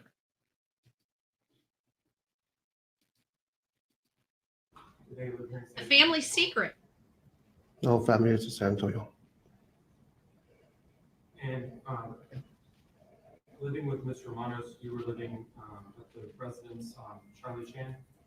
That's correct. Okay, and that's what you're talking about, the house that you guys have. That's the residence you're talking about? The house she has, yes, sir. And did she inherit that house, or was it a gift? That's correct. So it was inherited? It was a gift. It's for them. Amen. She had to tell the details. I don't get in her business like that. And Ms. Romano, she has been unemployed for about 14 years. Is that correct? I would say it's about right. I'm not sure. Again, I don't keep up with that. I mean, Well, does she work?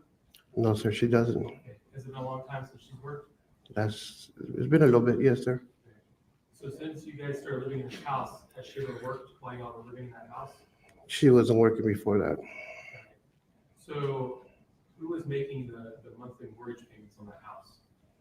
Her dad would help us. He never answers the question. He says his dad was help. That wasn't his. Who's making them? Help is help, not making the payment. This man refuses. He's walking and he's talking in circles to me, especially when the state is asking questions. And he passed away in 2019? I believe that's correct. You would have to ask her. Okay. Was he helping you up until that time? Off and on, yes, sir. Okay. So after that, who was helping make these mortgage payments? You're looking at him, sir.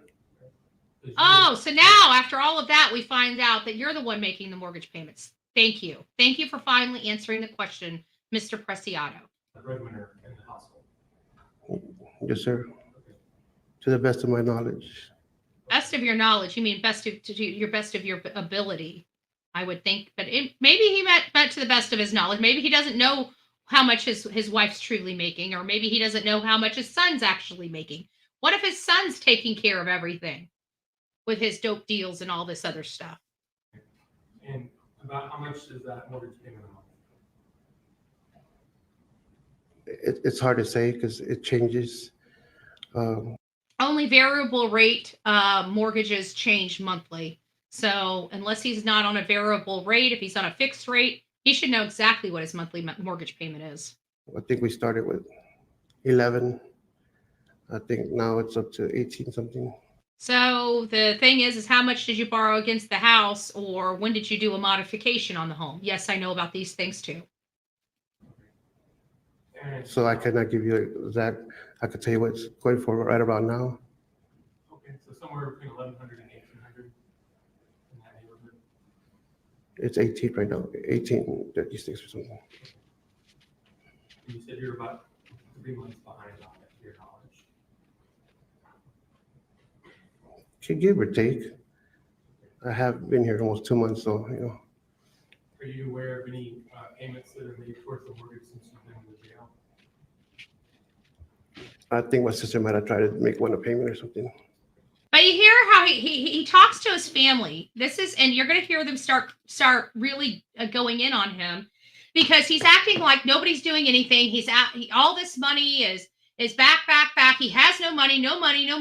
But in the grand scheme of things, they're recording all their conversations that they're having. The state knows he's communicating with his family. The state knows what is going on because they're listening to it all. And he's sitting up here and lying to them. You're going to hear it. Let's keep going. I'm going to have to cut this off in about another 35 more minutes. I think about 35 more minutes I'm going to have to run, and then we'll be back later after lunch. And I know you said you weren't sure about the value of the home, but do you have an idea of how much equity you guys have in that house? I have no idea. Okay, would surprise you to know that Mrs. Romano's leave was about $100,000? She probably would say something like that, but she doesn't know. She just so this is what this man is wanting this court to believe right now, that he knows nothing, that Murdah has all the information, but when Murdah makes these statements, she doesn't know what she's really talking about. So which is it? Because that's what I'm listening to as an outsider, listening to his responses. His responses, one after another, have contradicted a prior response. It's confusing, and I'm going to deem this mostly untruthful when it comes to their finances. Some of it's true. Do I think he's a rich rock star? No, I do not. Do I think he's making it in life? Yes, I do. Do I think a man that is a air-conditioned Subcontractor makes decent money? Yes. Yes, I do. I truly believe an AC person, a contractor, makes a boatload of money. I do believe that. Is he managing his money wisely? Probably not, because he's broke. Just guessing. You probably put her on the spot. She probably just said something, some number. She has no idea. She doesn't keep up with that stuff. Right. But she says it under oath, if but she has said no 100,000, idea. it's probably, she's very intelligent. She might have looked it up or something. The house is in her name, so she's kind of the one who deals with that aspect of it. That's correct. And Ms. Romano. Did you see him look over at his attorney? He kind of looked over his attorney like, you're not going to stop this man from asking me these questions? Because he's contradicting himself all over the place. Would she be talking about this truck with the mechanical issues that you mentioned earlier? I think it's the truck that y'all took. What's that? The truck that y'all took for evidence. That's the one you think is worth $12,000?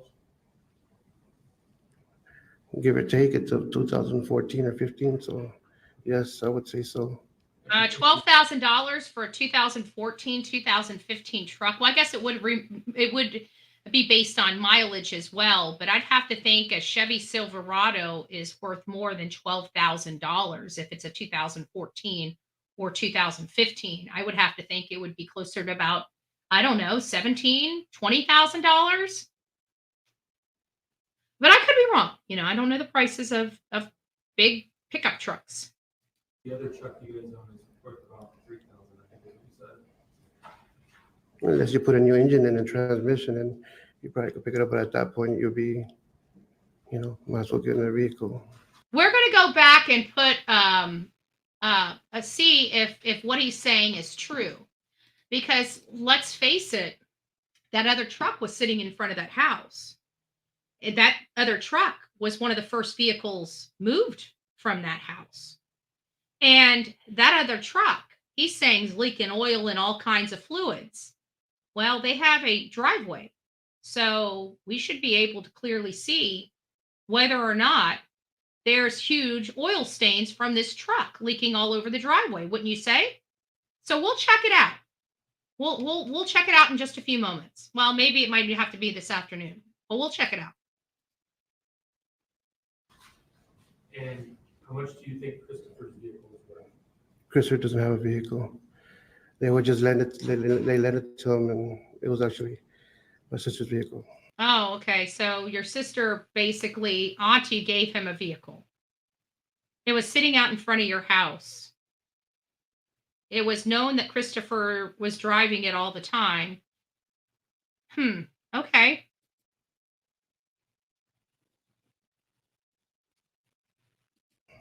And that vehicle's been sold now? I have no idea what's been. I've been in here, sir. But you've been communicating with your family and speaking with them since your incarceration, right? That's correct. You speak to your son and your sister pretty regularly. So they sold the car, but he's trying to say it's in his sister's name. So it was, if she did sell it, the money went to her. I got why he's acting like this. Okay, never mind. He's lying. For the most part. He's broke. He needs out. He needs out. And in fact, your family's been helping kind of liquidate the assets you guys have in the house, right? I told him to move some of the personal items. I told him to move some personal items. This dude is in almost infuriating. Does he not think that, does he not realize that this doesn't make sense? Out? Yes, sir. The things that meant stuff to us, meaningful stuff. No, nothing expensive, but just stuff that means something to us. You might have some. Nothing expensive. He's making sure nothing expensive. I don't believe it. We watched the moving truck there. Thing that you have that you love as you're a child. It might not be worth nothing to anybody else, but it's worth something to us. You know what I'm trying to tell you? No, I understand. I'm just trying to understand what efforts your family's been taking to sell things on your behalf. Well, I want to say things is just a few little things. They haven't even sold anything yet. I think it's just absolutely, Rhonda. So the house doesn't get robbed. Pretty much have an open target. So every day people are doing crazy stuff around. They're breaking windows and anyway, other stuff. In fact, your son rented a U-Haul truck and all that stuff out of the house, right? I didn't. He probably took little stuff that would help him out. Yes, sir. But the idea When you say U-Haul, you use the word U-Haul. People think it's a big truck. No, it could have been a little bitty truck that he Well, it wasn't a little bitty truck because you've been in jail and we saw the truck. just took what he needed. But I mean, the understanding is that he's selling these things to raise money for you guys. Is that correct? As far as I know, he's going to try, but he hasn't sold anything yet, sir. He's just trying to put little stuff he don't want to break into the house. But he's trying to sell it on Facebook and places, other places. That's not somebody that's just taking memorabilia out of the house and safeguarding it. It's somebody that's actively taking stuff out of the house to sell it for money. I'll let him talk.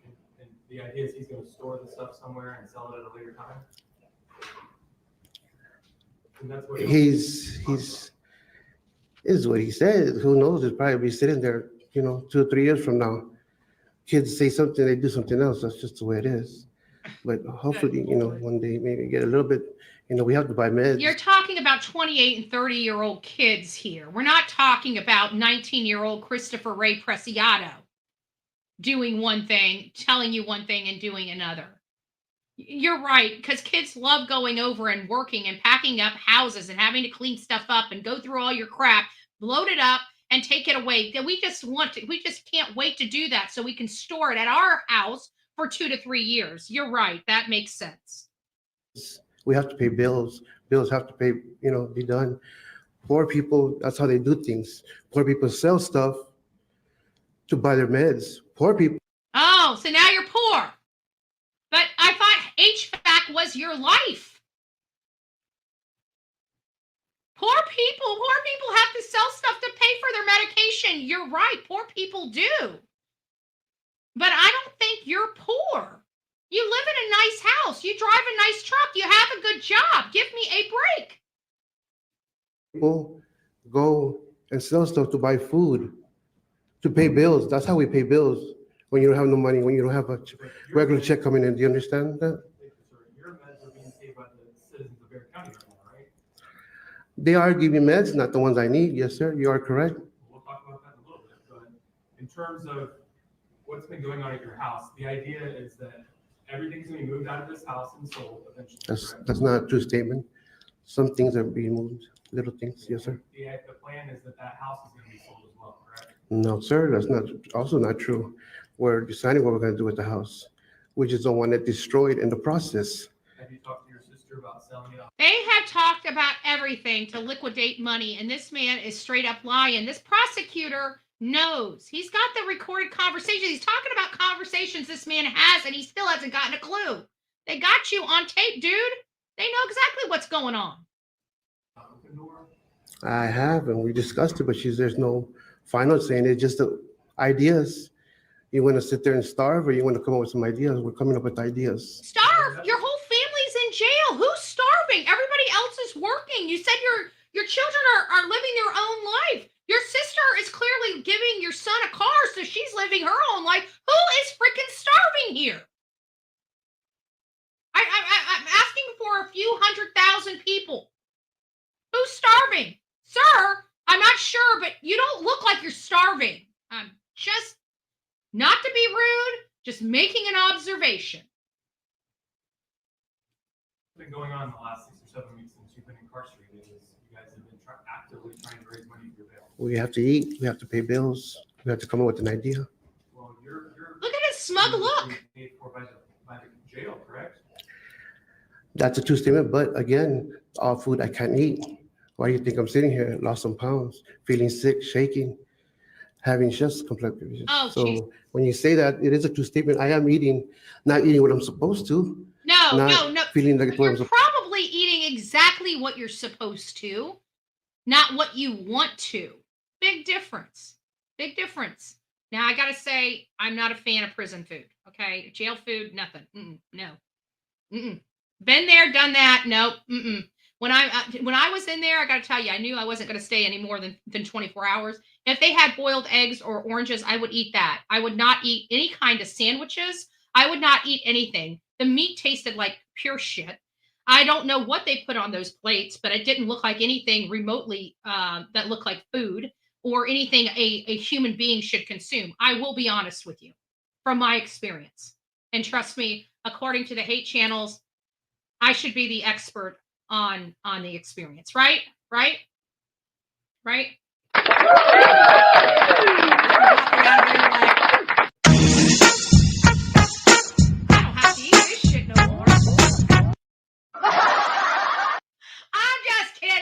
I'm just kidding. You never know. It's been a while. I have to be honest with you. It's been a while. I haven't visited our facilities in quite some time. I don't know if it's changed.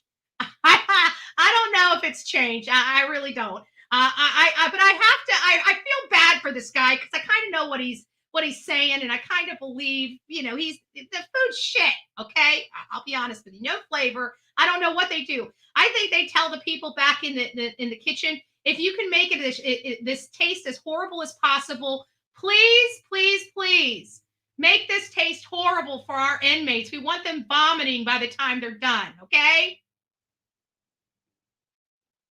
I need a stop.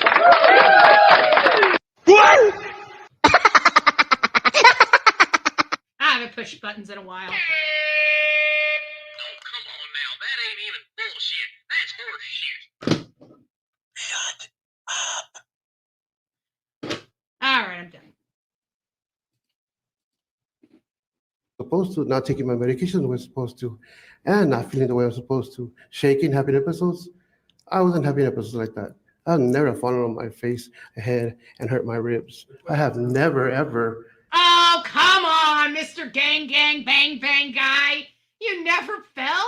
You never had your ass whipped? Really? When you're throwing up those gang signs, nothing happened to you, dude? Oh, it only happened in jail. Let me ask you, did you have these episodes back in 2016? Or when did you go back? When did you go to jail? Let me go back to this. Hold on. 28. 24 and 20. Did you have these episodes then? Asking for a few friends. This is not your first rodeo, bud. Okay? It's not your first rodeo. I don't know if you quite got Bullhorn Betty top, but you got somebody. I need to stop.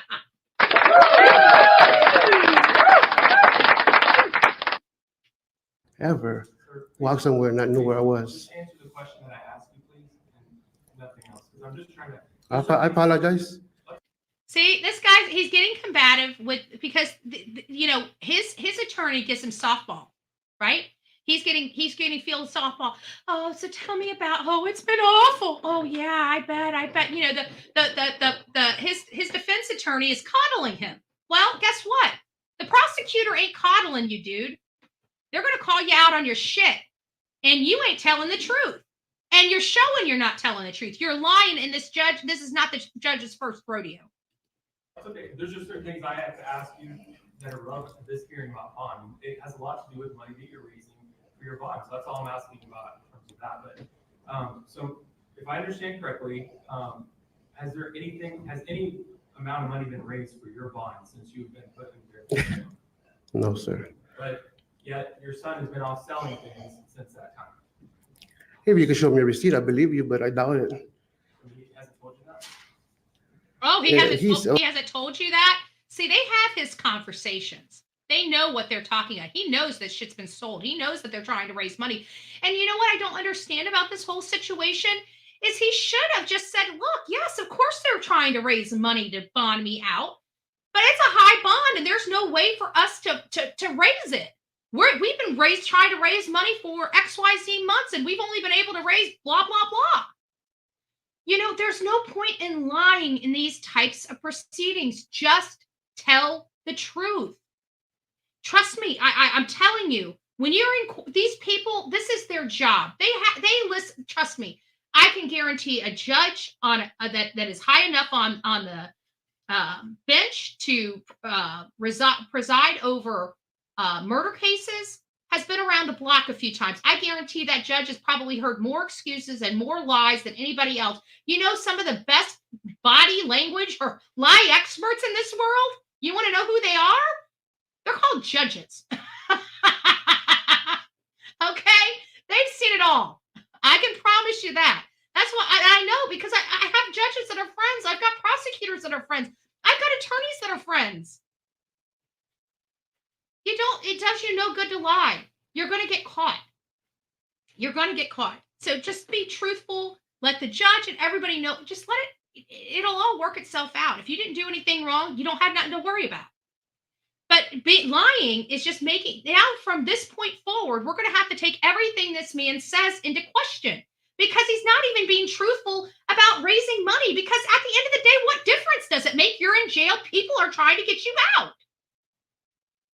It seems logical, but you're trying to act like it's not, that they're not doing this.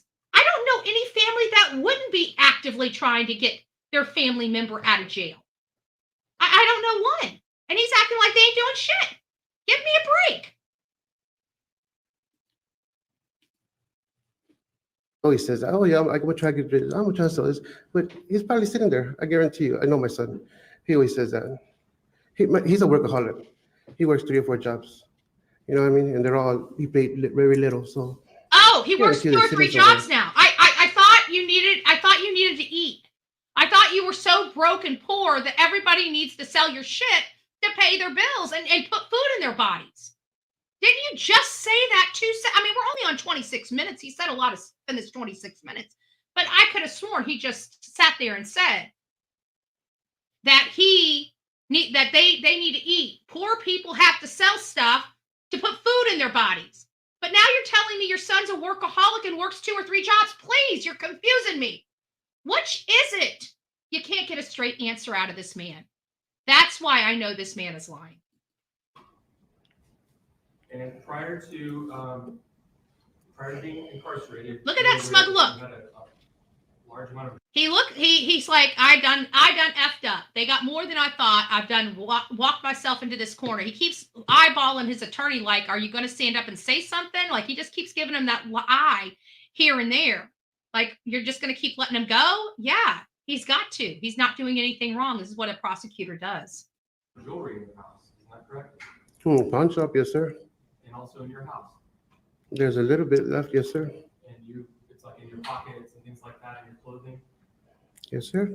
When I come somewhere, I'll put in my pocket something when I come home. Who doesn't? Some people leave it on the dresser. Some people leave it there. Who doesn't? Has your son been instructed to sell those things to raise money for your bond? No, sir. If you heard that, you must have heard it wrong.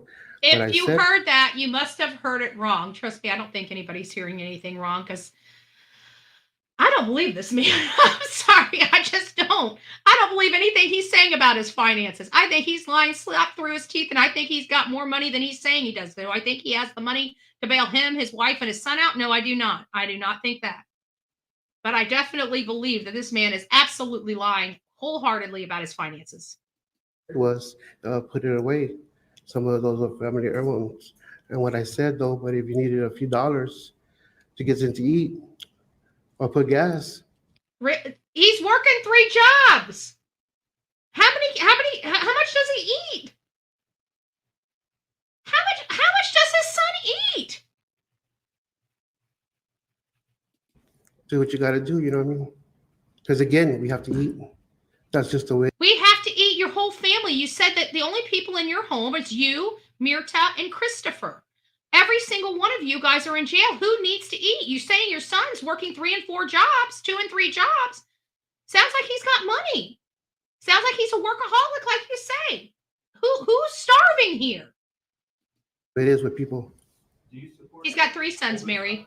He's got Christopher and 2 other ones. Do I support him? I mean, financially. Again, he's a workaholic. So you don't support him. Do you not understand what this man is saying, asking you? You're saying he needs to sell stuff to eat. Do you financially support him? No, I just told you he worked 2 and 3 jobs. Of course not. Then what are you? I haven't even seen him in. His attorney's got to be having his head just down. I can't even imagine his attorney's looking at him right now. He's just like thinking, oh my gosh, like, what is this dude doing? Does he not hear himself? Like, he's just, anything he's saying, when he gets caught into it, he just changes the story, not even realizing he's altering his other testimony or contradicting his other testimony. He's just rolling with the punches. He's telling this court whatever they want to hear, whatever he thinks they want to hear. Who knows how long? Do you support him financially? So I'm asking because you keep saying that you're letting him sell things to raise money for his food and things like that. No, sir. What I said was, I'm letting him take care of the things. No, you didn't. You're the one that said in that category. You're lying. Yes. If he needs to get rid of things, if he needs to get something to eat, he's not going to expect it to do it for free. Why do you need money from your jewelry all of a sudden just because you're in the Bear County jail?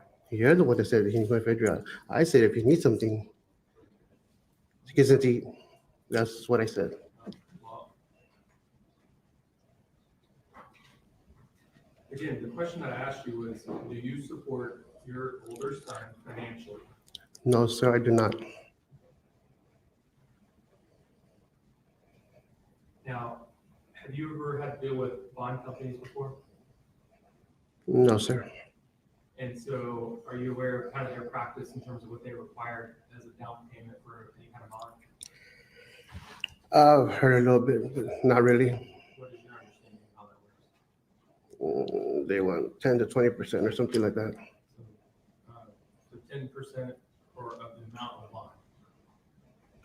It's kind of my understanding. I haven't talked to anybody. I haven't dealt with anybody. I know you haven't, but are you aware if your family has called around and checked? with No, the sir. companies? They don't have that kind of money. Have you asked them to? Well, how do they know if they have? That's what I was trying to stop it, and the prosecutor popped in. How do you know if they haven't called?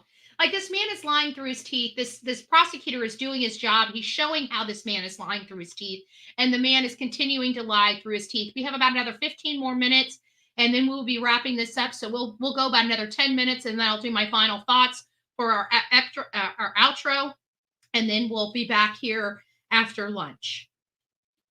Haven't called around to check. Because nobody has $1 million, 600,000 laying around. Nobody. Well, you know that your bond is right now set at a total of $600,000. So, but you don't know what a bond company would require in terms of the amount needed to make that bond. That's a true statement, but again, they want to have that kind of money. Well, how do they know what they need if they haven't called and asked?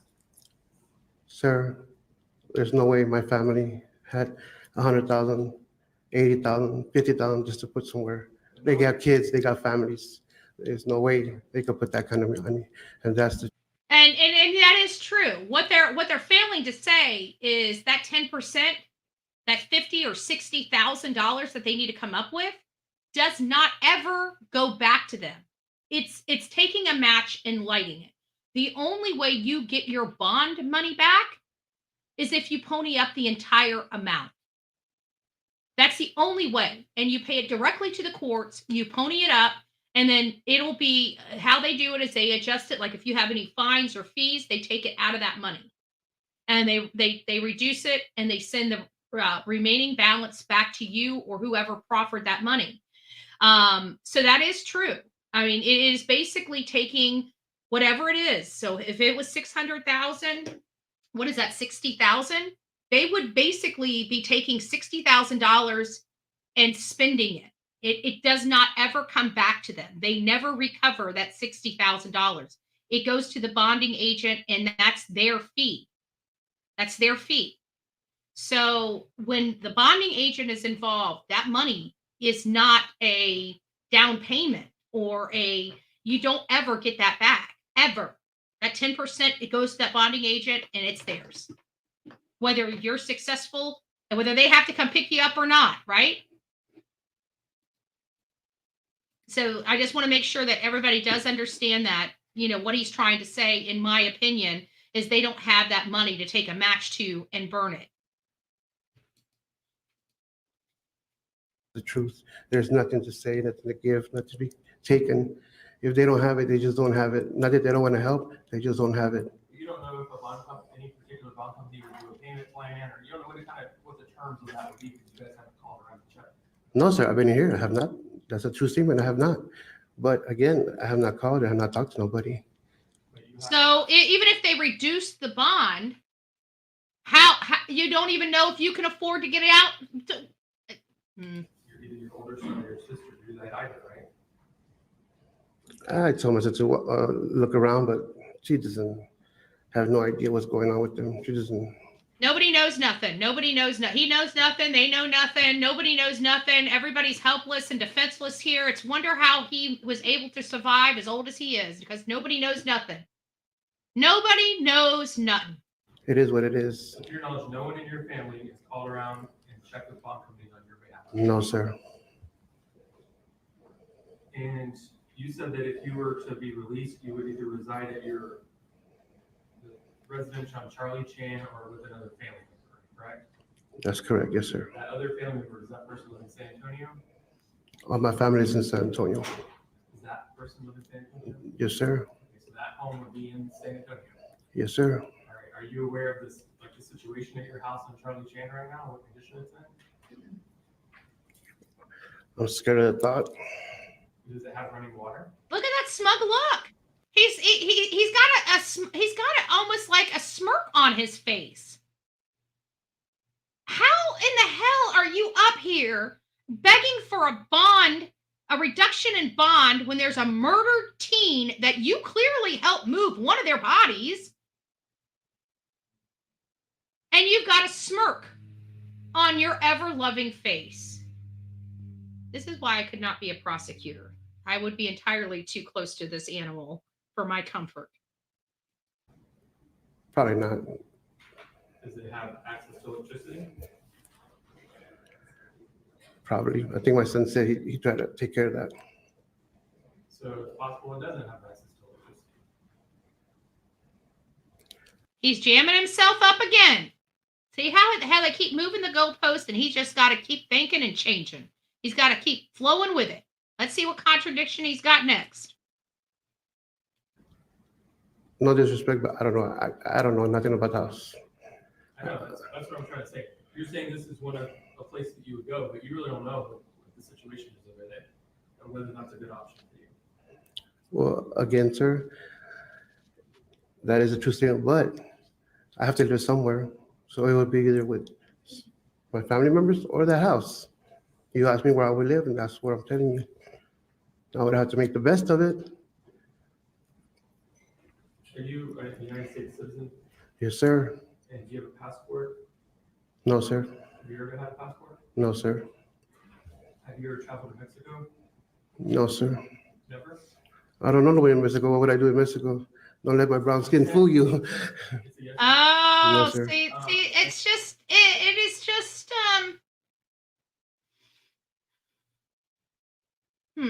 And you said earlier, I just want to clarify, sorry. You said you had a sick wife and a sick child in Bel Air County. Are you referring to Mr. Romanos and Mr. Preciado?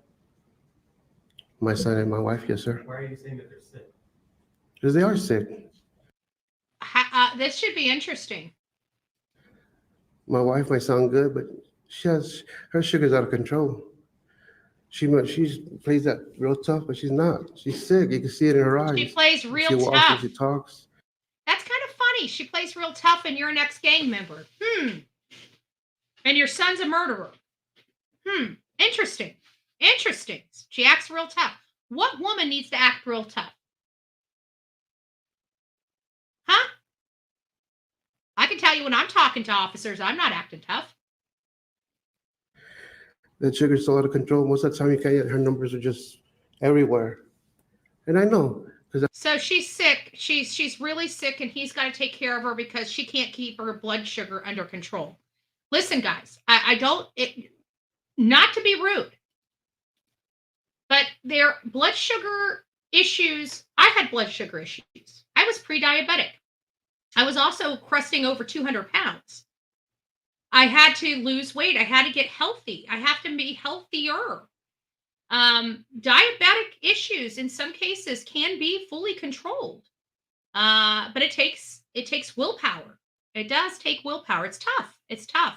Anybody that's ever struggled with weight issues knows exactly what he's probably referring to. But let's face it, that is controlled, and it can be controlled, not sick.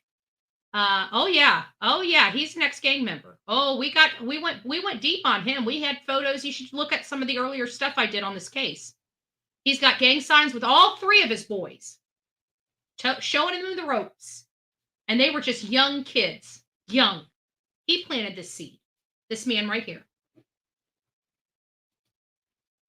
And obviously, Murdah was right along for the ride now, wasn't she? 30 years she's been with him. So she's been with him for all of this. I've seen her check it. And it's 300 or 400 sometimes 200-300. Sometimes she only eat nothing. So it's at this point also at 500. So I know this. And Christopher, he has breathing problems. Sometimes I stay up and just watch. We stay on watching him.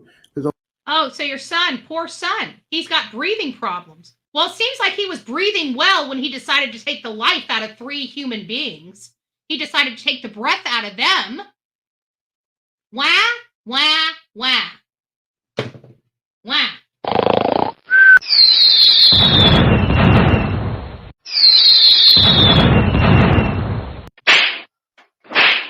The word, he won't wake up in the morning. And that's reality. And they're both sitting in Harford County jail right now. And yes, I know what is going on, what y'all are saying. I understand that. But again, they're sitting behind bars. And they're both sick. They're both sick. I can promise you there are people behind bars a lot sicker than diabetic and breathing issues. Again, people there with renal failure, liver failure, kidney failure. I think that's renal failure. Heart failure, cancer, COPD.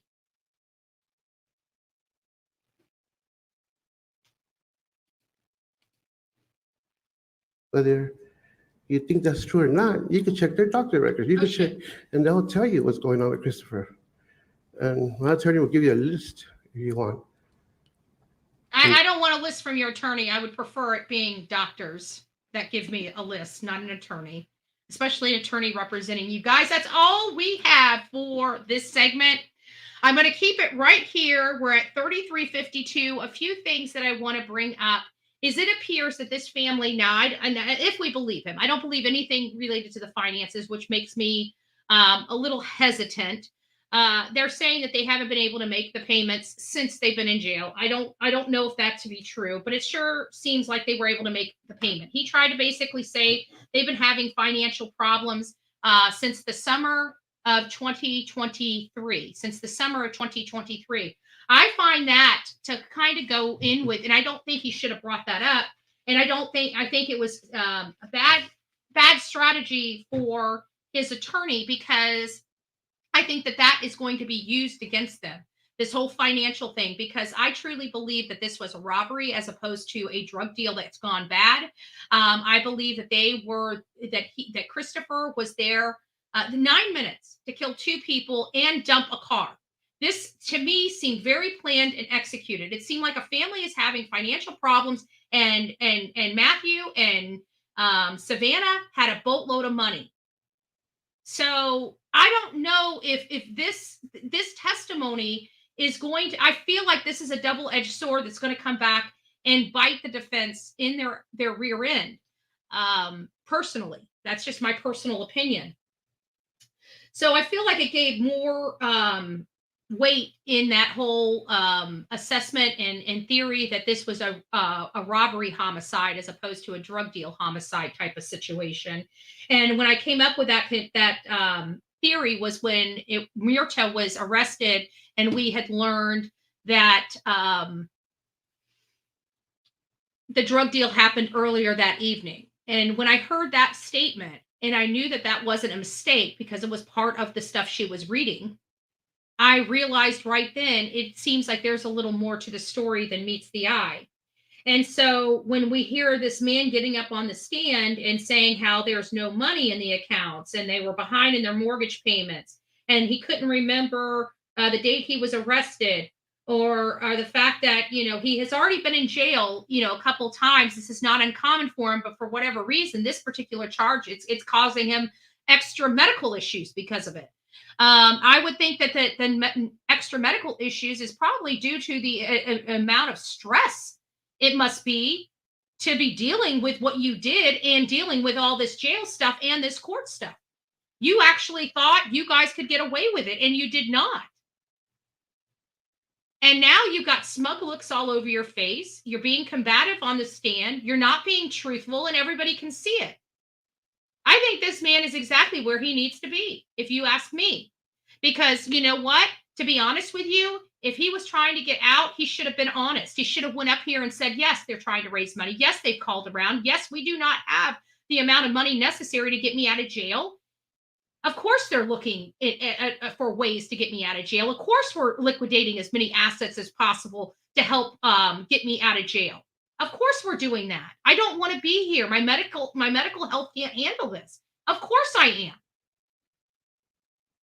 What difference did it make? Except the difference is now I believe this man is a liar. And now everything this man says from this point forward, I'm going to question. Is he being truthful or is he lying? Because clearly he has no problem swearing under oath and lying to everyone and changing his story nonstop through his entire testimony here. He changed every time. He didn't realize that he was contradicting himself. His attorney is listening to this. His attorney knows he's making these terrible decisions and terrible mistakes on the stand, and his attorney can't do anything about it. So that's my final thoughts on this. We will be back afternoon to finish up this segment, part 2 of the Savannah Soto case. We're going to go through the rest of this. I'm going to give my commentary, what I think is going to happen moving forward. I do not believe Christopher Preciado. I can't say whether I believe Murdah Romanos because I have not seen her testimony like we're seeing with Ramon. If somebody finds the full testimony of Murdah or some segments of it, please send it over to bullhornbetty@gmail.com. I'd like to hear what she had to say as opposed to Ramon, but for some reason, I can't seem to find hers. And I want to know why. What was she saying that's so secret that we can't hear, but we're allowed to hear Ramon's? It doesn't make sense to me. Did the media just not show up that day when Murdah was on the stand? Or how does this work? I don't know. Anyways, we will be back at, I don't even know what time it'll be. It's when I get back. It's probably between 12 and 1:30. So maybe a 2:30 show or a 3 o'clock show is probably where we'll be. I'm not sure, but we will pick this up. I'm not going to wait until tomorrow because I don't want to lose what the ground that we've covered so far. I will back it up just a little so we can get back up to pace to where we are at the 33:52 mark of this hearing. So, guys, I will see you soon. God bless, and rock it out with your coffee beans out. Don't forget to be fearless. If you see something, say something. An ounce of prevention is worth a pound of cure. And until next time, please be safe, and more importantly, be kind to others. We say no to online bullying, online stalking, and we just say no to being a horrible person in general. Just be kinder. The world needs more kindness. God bless it. God bless you. Keep rocking it out.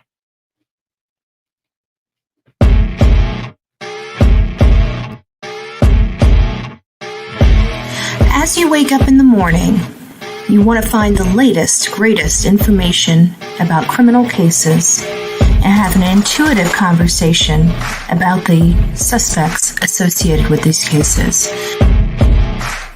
Head over to the Bullhorn Betty channel on YouTube.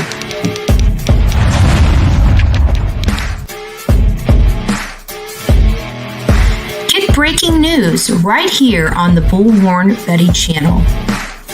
Welcome to the Bullhorn Betty Coffee Club. Enjoy your stay and enjoy your day.